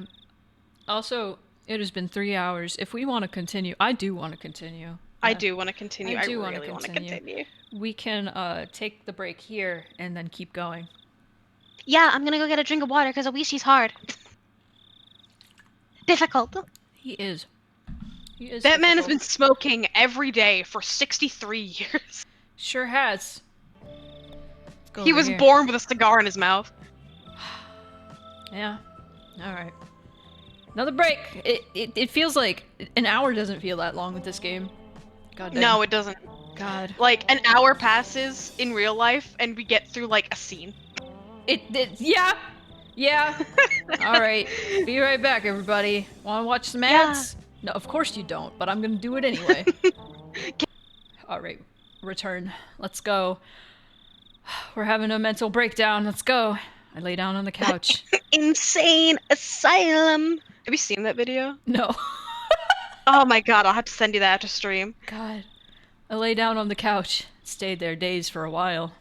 My mind was completely blank. I couldn't think about anything for more than a few seconds. There was a note in my house saying that Mom and Dad would be home late and that I should have some ramen or something for dinner.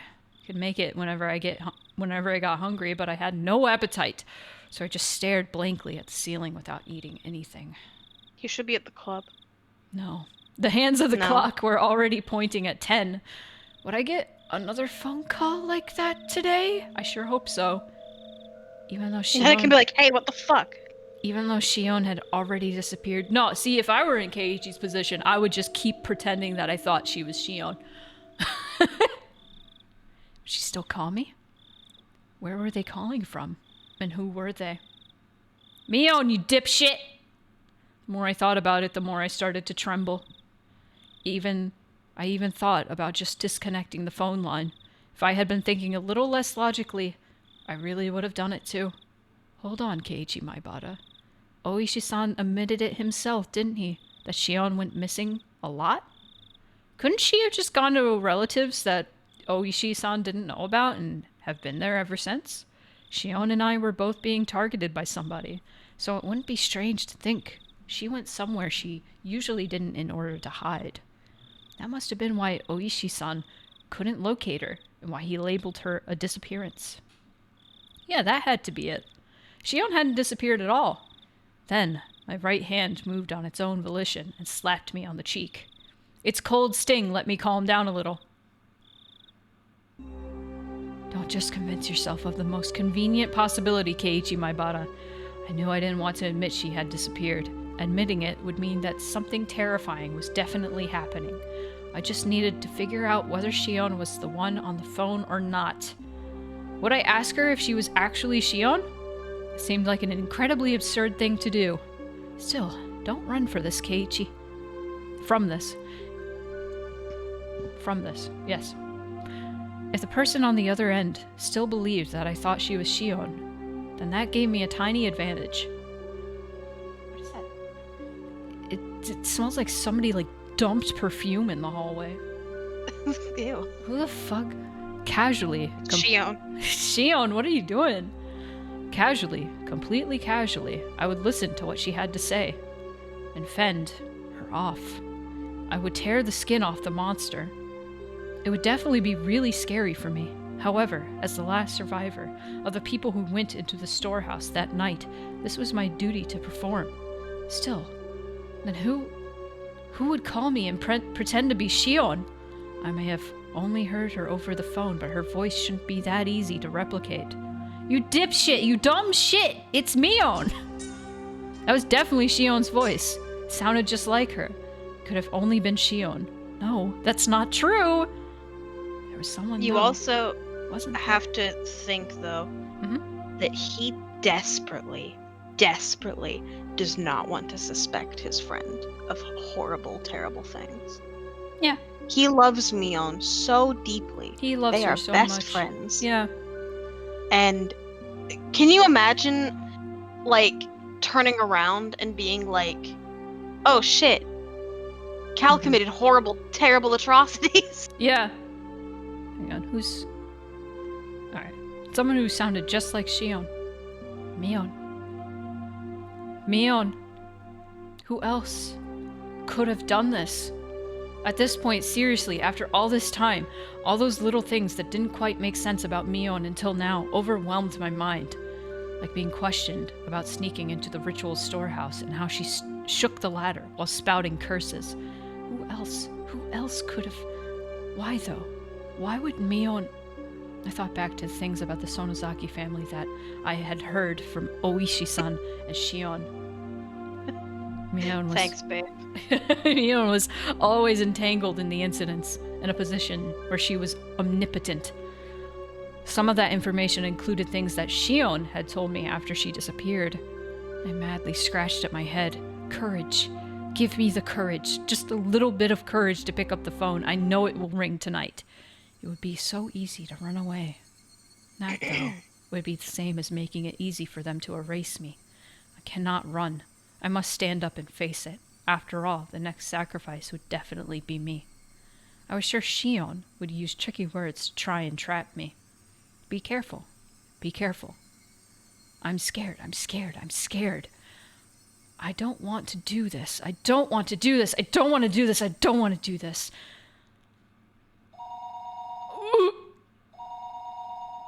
At that point, it rang. The phone rang, and I didn't know where the call was coming from. Shion had disappeared a long time ago, disappeared the night after Watanagashi. Yet, until today, she had been calling me like nothing happened. Now, again, tonight, the people that had disappeared, their corpses simply haven't been found. I really didn't think they were alive. So if it really was Shion on the other end, then did that mean she was calling me from another world? Of course, that couldn't be. A living being was calling me, pretending to be Shion. Shion was long gone, and yet, as though she were still alive and well, the phone continued its incessant ringing. I didn't want to pick up if I didn't have to. I had just concluded, though, that not doing so wouldn't solve anything. Then what would I do after I answered it?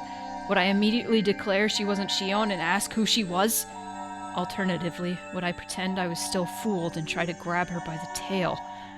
That would probably be the safest thing to do. Yes, Keiichi.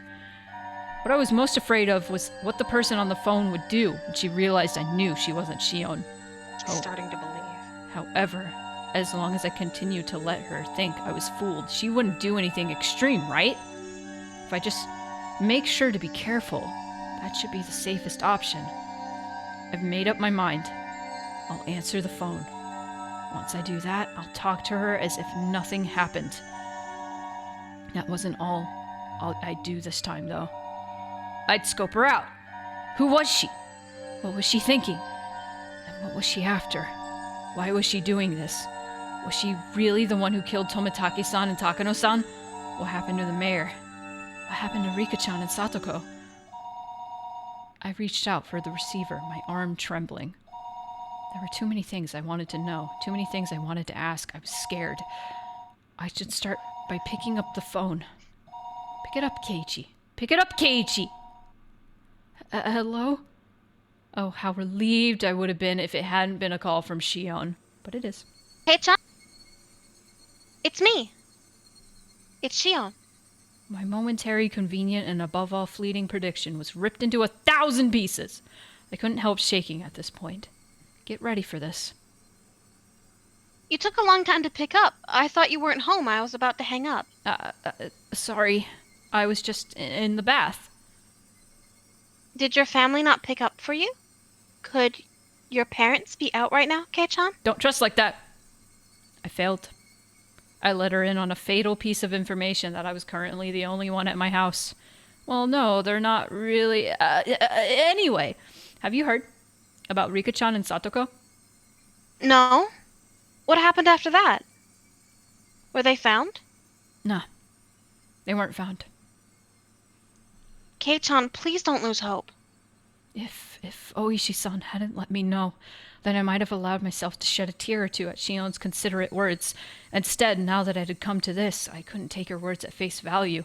This person on the other end of the receiver, the more perfect a Shion they were, the more my blood curdled in fear. Rika-chan and Satoko, they were kidnapped, weren't they? Yes. I don't think there's much doubt. Just how cruel and grave a meaning did those words hold? Their weight astonished me, and then a moment later I was overcome with numbness and felt like I would pass out. I had asked if Rika-chan and Satoko had been kidnapped.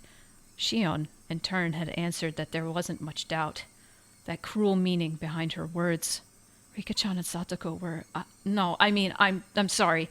About the mayor, what do you think happened after he was kidnapped? Do you think he's still alive?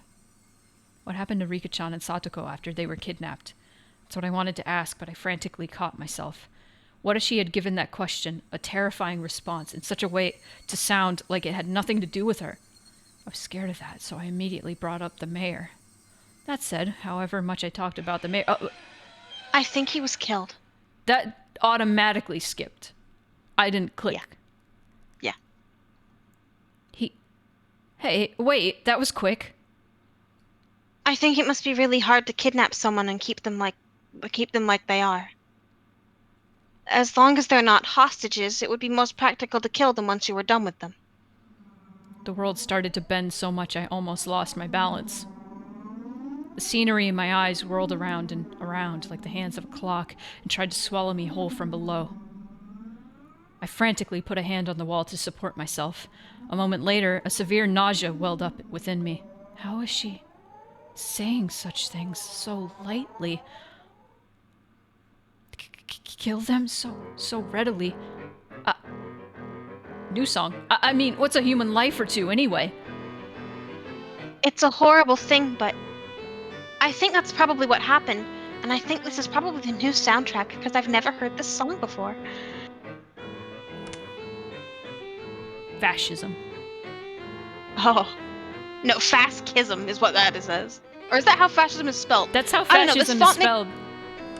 It is! The font makes it look weird, like the S and the C are so separate that they would be, like, different. Hang on. No, that's the one. Is that the one we've been using, though? I'd have to go back to an earlier stream and see. It's fine. Yomavai, I know that you're watching this VOD.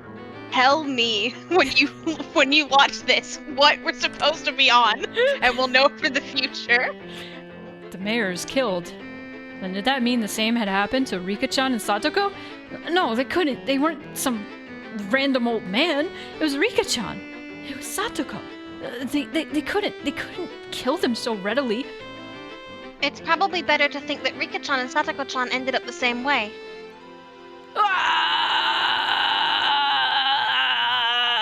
Are you good? Those were the words I wanted to hear the least, and I fought them back with a scream of my own. Even though it wouldn't change anything, I still couldn't help but scream.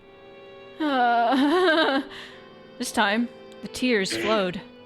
I've been confronted with the most horrific outcome that I've been trying to avoid considering ever since last night, and I cried. There was no longer any doubt that it was my fault. Keiichi. I killed them. I killed Rika-chan and Satoko. I succumbed to the weakness of my own heart and confessed everything to Rika-chan. That's why they were killed. That meant I killed them. When Rika-chan looked at me with those innocent eyes, if only I hadn't given in.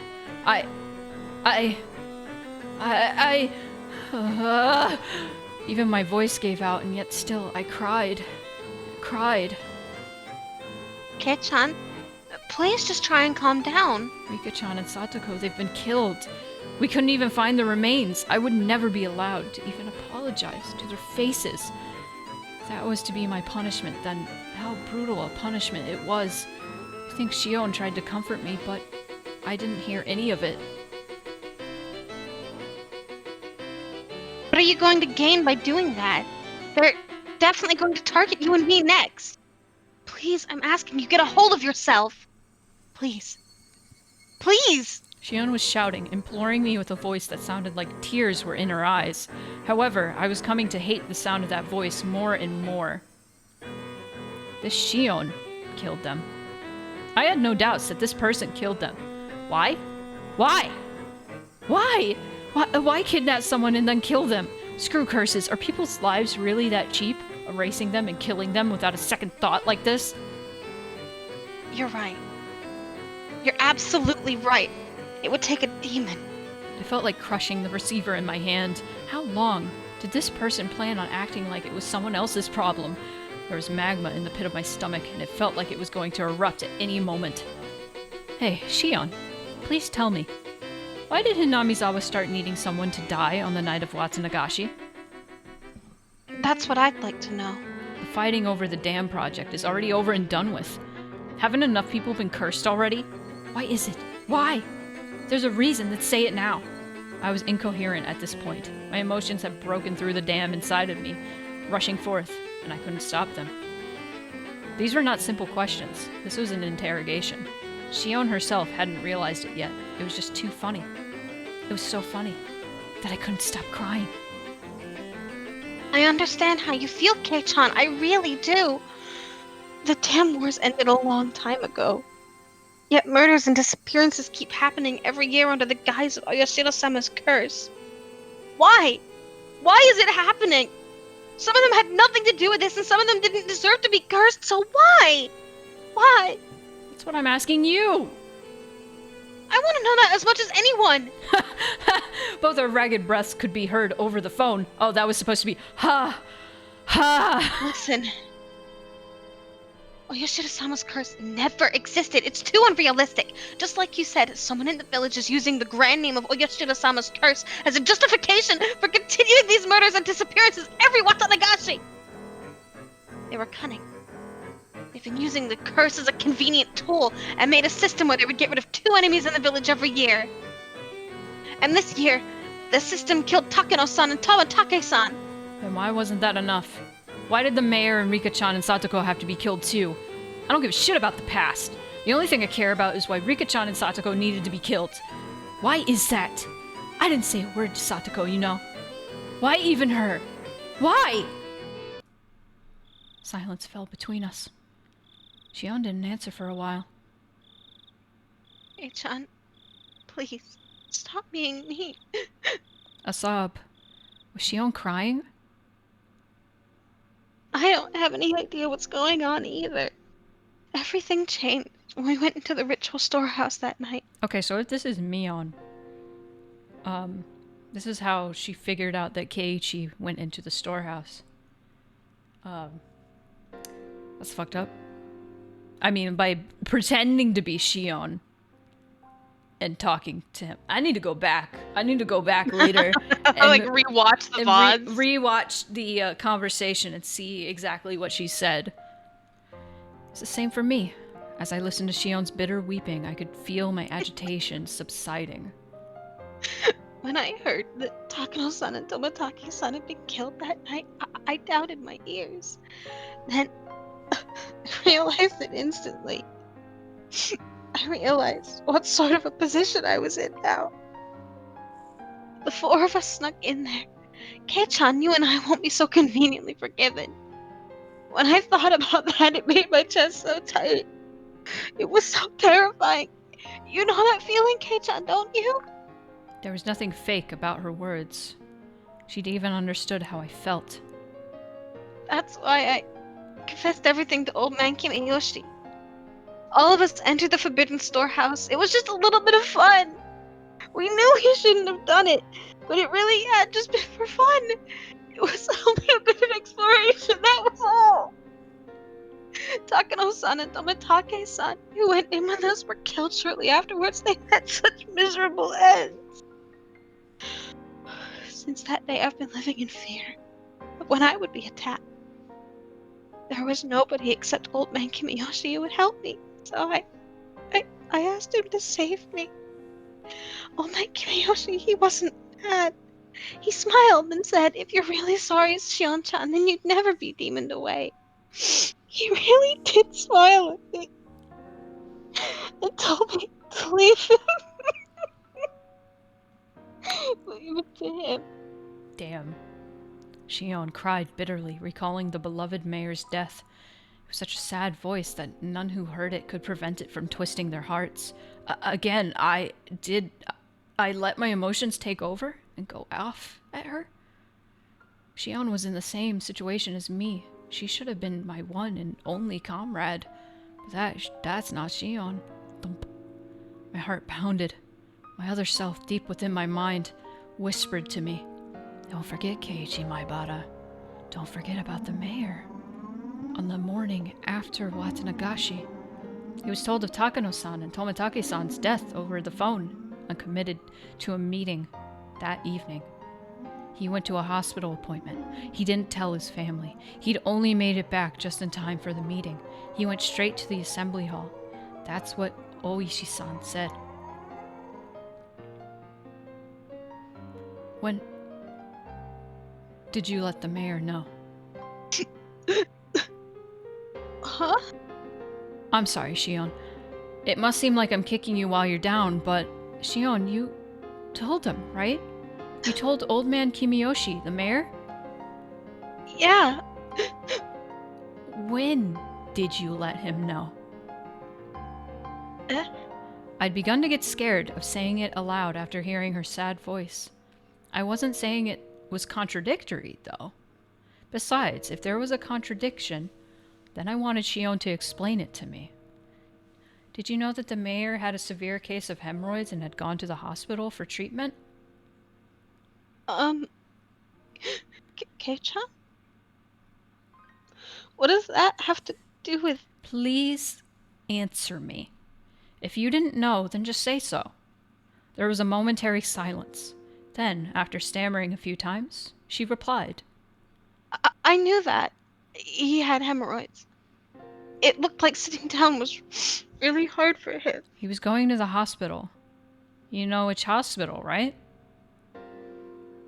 I'm sorry, I don't know that much, but... Kei-chan, what does that have to do with... Shion didn't know what hospital the mayor went to.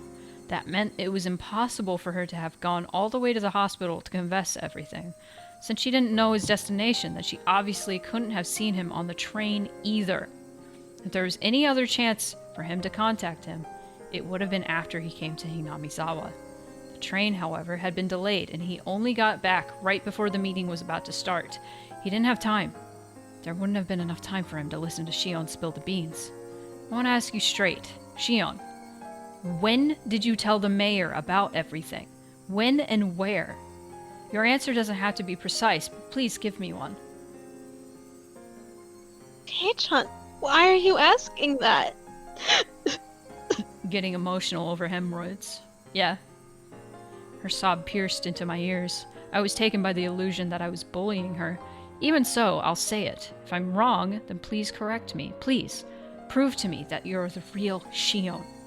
It was impossible. The day the mayor disappeared, from dawn until he vanished, there was no opportunity for you to contact him. That's... The mayor left first thing in the morning for his examination at the university hospital, all by himself, without telling anyone. Shion, you just said you don't know what hospital he went to, so you couldn't have contacted the mayor until he got back. Isn't that right? His train back was delayed by an accident, and he didn't return to his house until the meeting was about to start, so there was no time for you to have told him before the meeting started either.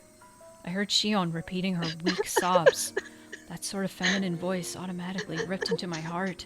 It was so painful for me to say it. Shion, did you go to the meeting too? Did you attend it and tell him there? If you didn't, then there wouldn't have been any time left. The mayor disappeared on his way home.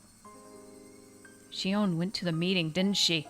Did she or didn't she? The question was so simple to answer, but she didn't give me an immediate response.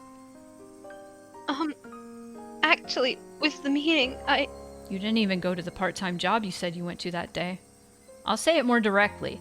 You haven't been seen since we weren't at the library together. Chan, well... Shion Sonozaki disappeared the day after Wada Nagashi.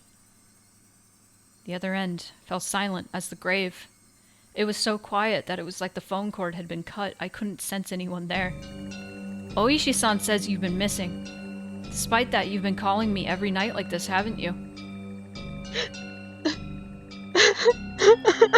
Shion's sobs were torturing me. Still, I'm pretty sure I haven't said anything wrong. Please, Shion. If something I said was wrong, please say so. Shion, I'm begging you. Shion, there's no way you could have seen the mayor, but if you did see him, if Shion ever did have the chance to meet with the mayor on that day, then that meant that you saw him after the meeting. In other words, it could have only been right before he disappeared, or else afterward.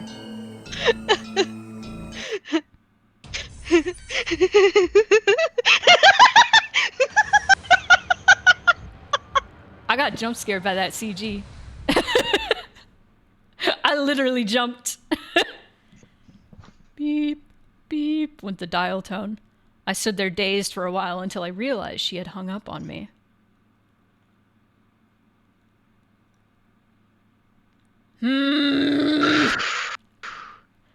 So let's talk about the anime.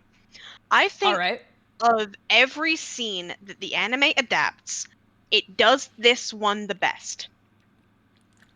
The performance that Shion's voice actress gives for that phone call is nothing short of impeccable, and I remember distinctly being a small baby child and listening to that phone call and not being able to sleep for like 3 days. Fuck yeah.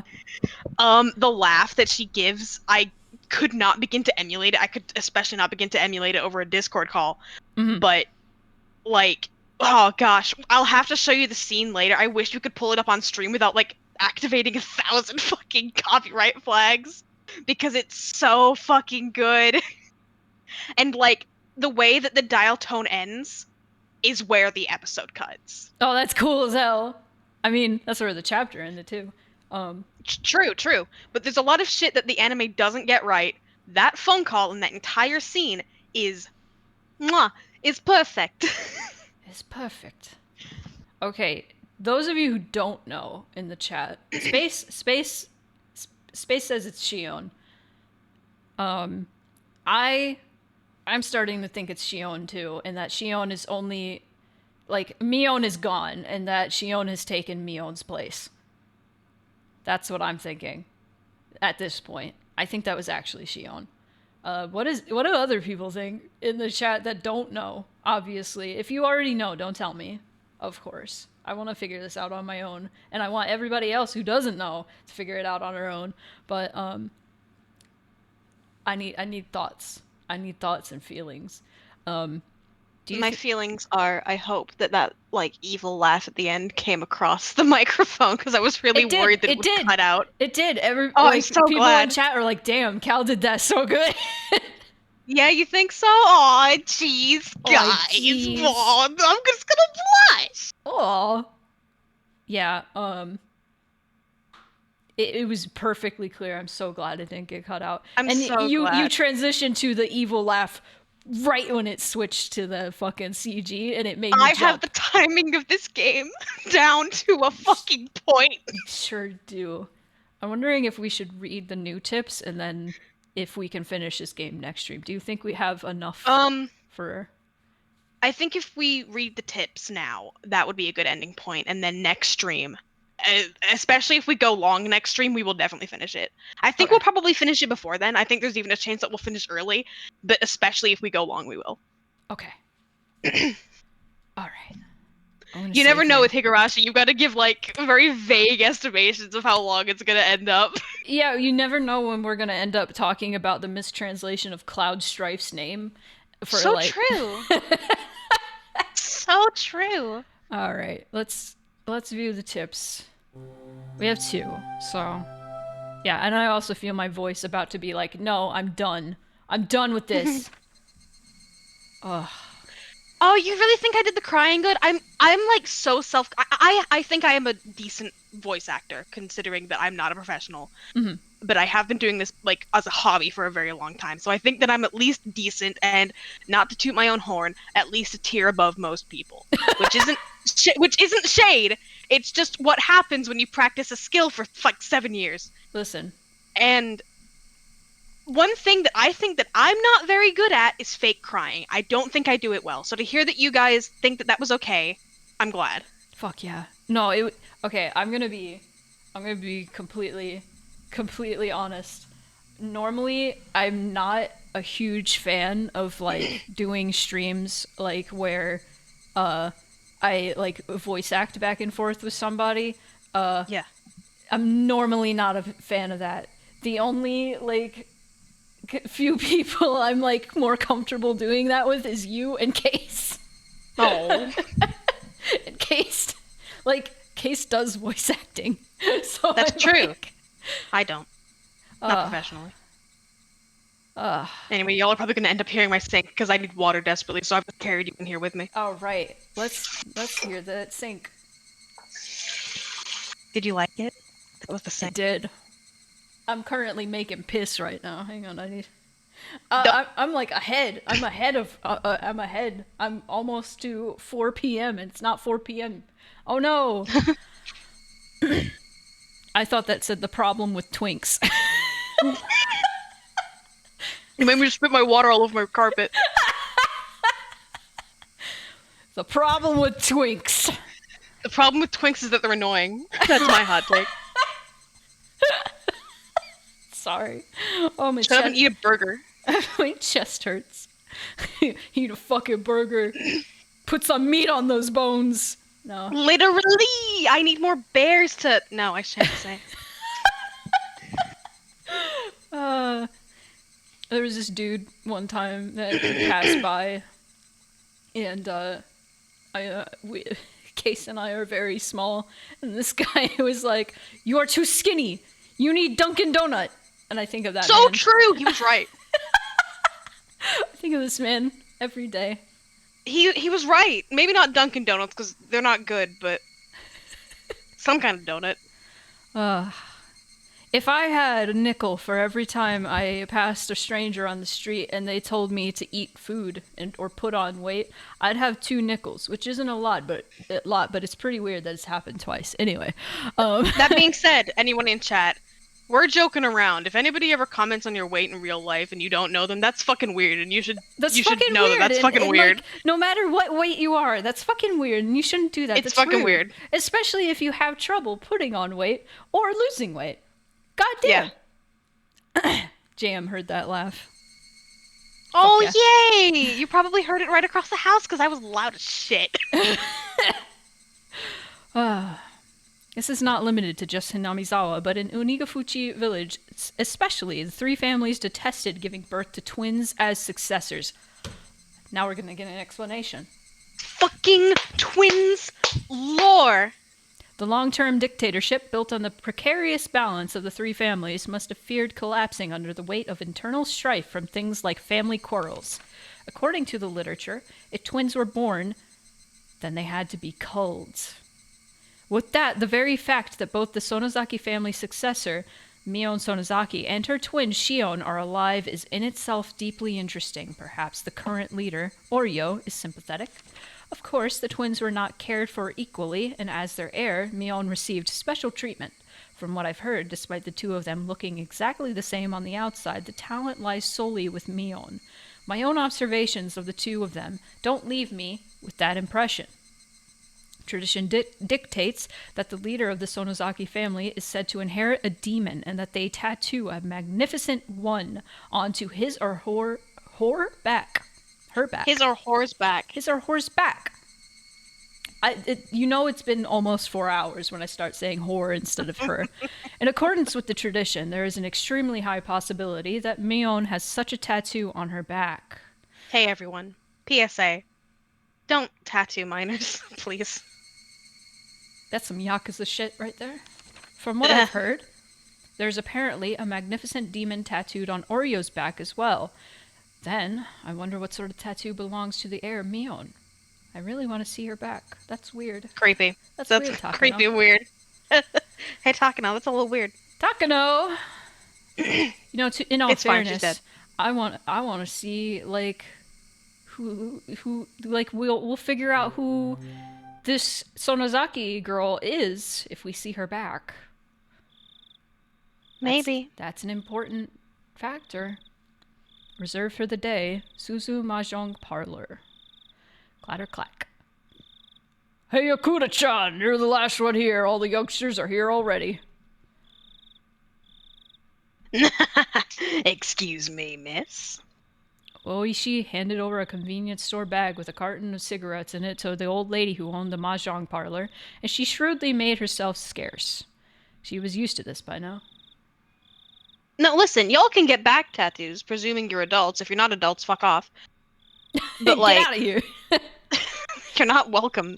Come back when you're 18. Yeah. But, like, you can get full back tattoos. I take issue with people tattooing Children. the backs of children. Yeah. That's not good for them. No. Traumatizing. Also, that thing over there says tobacco with 1 C. I think that's how you would spell it. Probably. That would be 6 space. Ugh. Oishi-san, good work today. I put my whole pussy What, into were you that earnestly- line. Sorry. What, were you earnestly waiting for me? You could have just done 3-player. Everyone sitting at the mahjong tables in the small parlor were Oishi-san's subordinates, but there were no tiles laid out anywhere. Everyone, I'd like to thank you for your days of investigation without sleep. Oh, it should be tobacco? Well, I guess they wouldn't put, like, they might put 2 A's, I don't know. Thank you! Energetic responses filled the parlor. Already, it had lost the atmosphere of a place of entertainment. The situation is not looking good. The chief appears to have backed down due to Congressman Sonozaki's threats. In the coming days, we'll hand off Takano's murder to the Gifu police and give the missing persons case of the disappearance of the mayor and the others to the community division. That damn upstart chief. The veterans in the room cursed him. All of our requests for warrants were turned down as well. I've even been told by our section chief not to go anywhere near the Sonozaki house. We're certainly in a bind, that we are. Incidentally, it looks like I'll be getting orders soon to go to training at the Metropolitan Police Department starting next week. After that, I've been told to take a paid vacation in Izu. See, guys, if a cop does something wrong in their job, they're not fired. They're paid for it. Mm-hmm. Well, I suppose that ain't bad. You heard a few dry laughs. It wasn't anything to laugh about, but that was all they could do. This always happens. But incidents are a lot like locking your keys in the car. The keys you need to unlock the door are always locked inside. For cars, you call the repairman and they'll pry open your door. For incidents, Kuma-chan, show the map. Kumagai flipped over the whiteboard. On the back was a map of the Sonozaki premises made with magnets. Now I've been doing this job for a long time. I've got a lot of faith in my gut, but this could be the one it was wrong, no? Anyone worried about their retirement money has until the count of 10 to get out of here. Oishi began to count to 10, and everyone counted along with him. It was our famous 10-count resolution. 9, 10. Ah, no one's leaving. None of you love your families too much, is that it?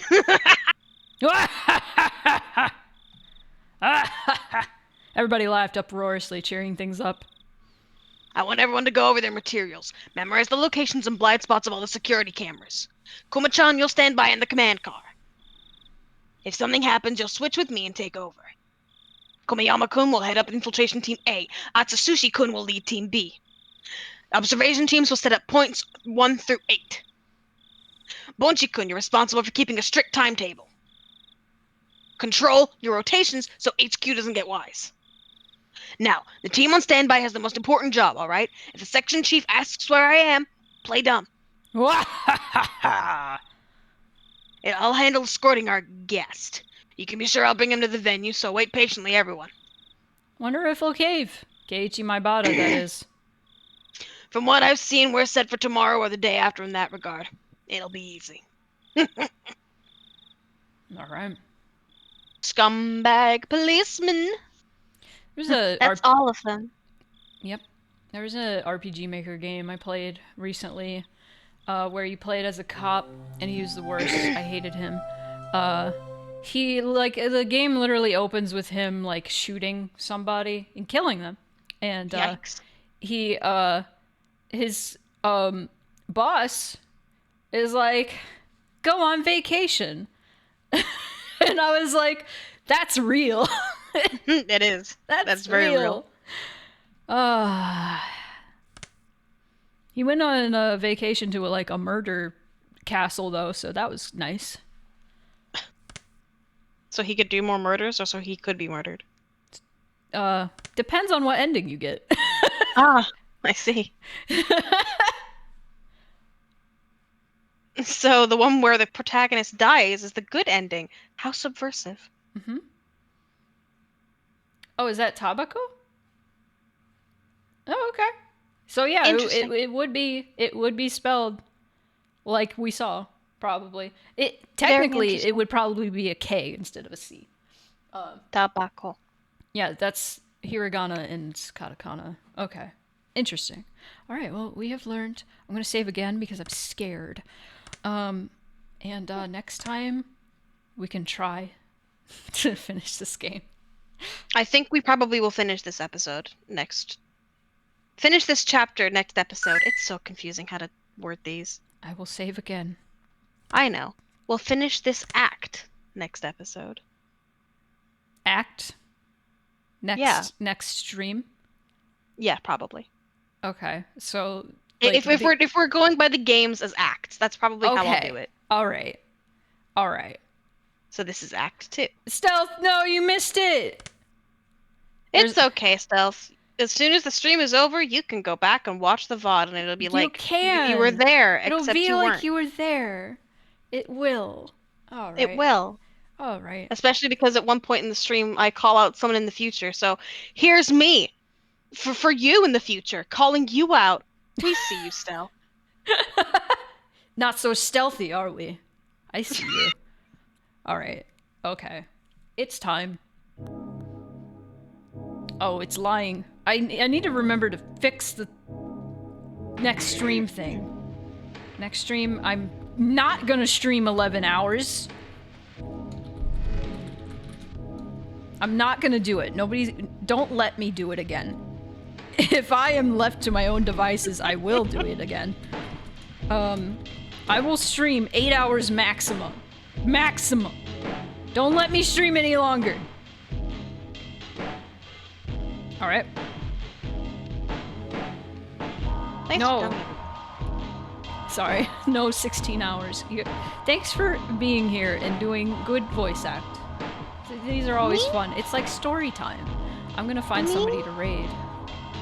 You're thanking me? Yeah. Thank you for welcoming me on. Wow. Wow, we're such good friends. Yeah. I don't My buddy know pal. who is live right now. I don't know anybody. Us. We'll rate ourselves. I think this person raided me a while ago. Hex Dawnwing. And I'm following them now. Let me check out. They're playing Pseudo Regalia. Let me see how long they've been playing that. Maybe we can raid into them. Oh my god, they're Blahai right now. Oh, they raided Case. I remember. Okay, yeah. No, let's raid them. Why are they Blahai? I love it. Oh, that's cute. Okay. Oh, All right, everybody. thank you for the bits. Good night, everybody. Hang We'll on. see you next Monday. I'm still raiding. That's okay. There we go. I also want to see Pseudo Regalia. I want to see that goat. I don't know what the fuck a pseudo regalia is. There's a fucking goat. He plays a goat. I like goats. Yeah. Alright. I think that if I could go back in time and like choose a different persona like I had to, I'd probably choose a goat. I thought about a goat. But then I decided I am a cat. You are a cat. I And we am a love you for cat. that. Alright.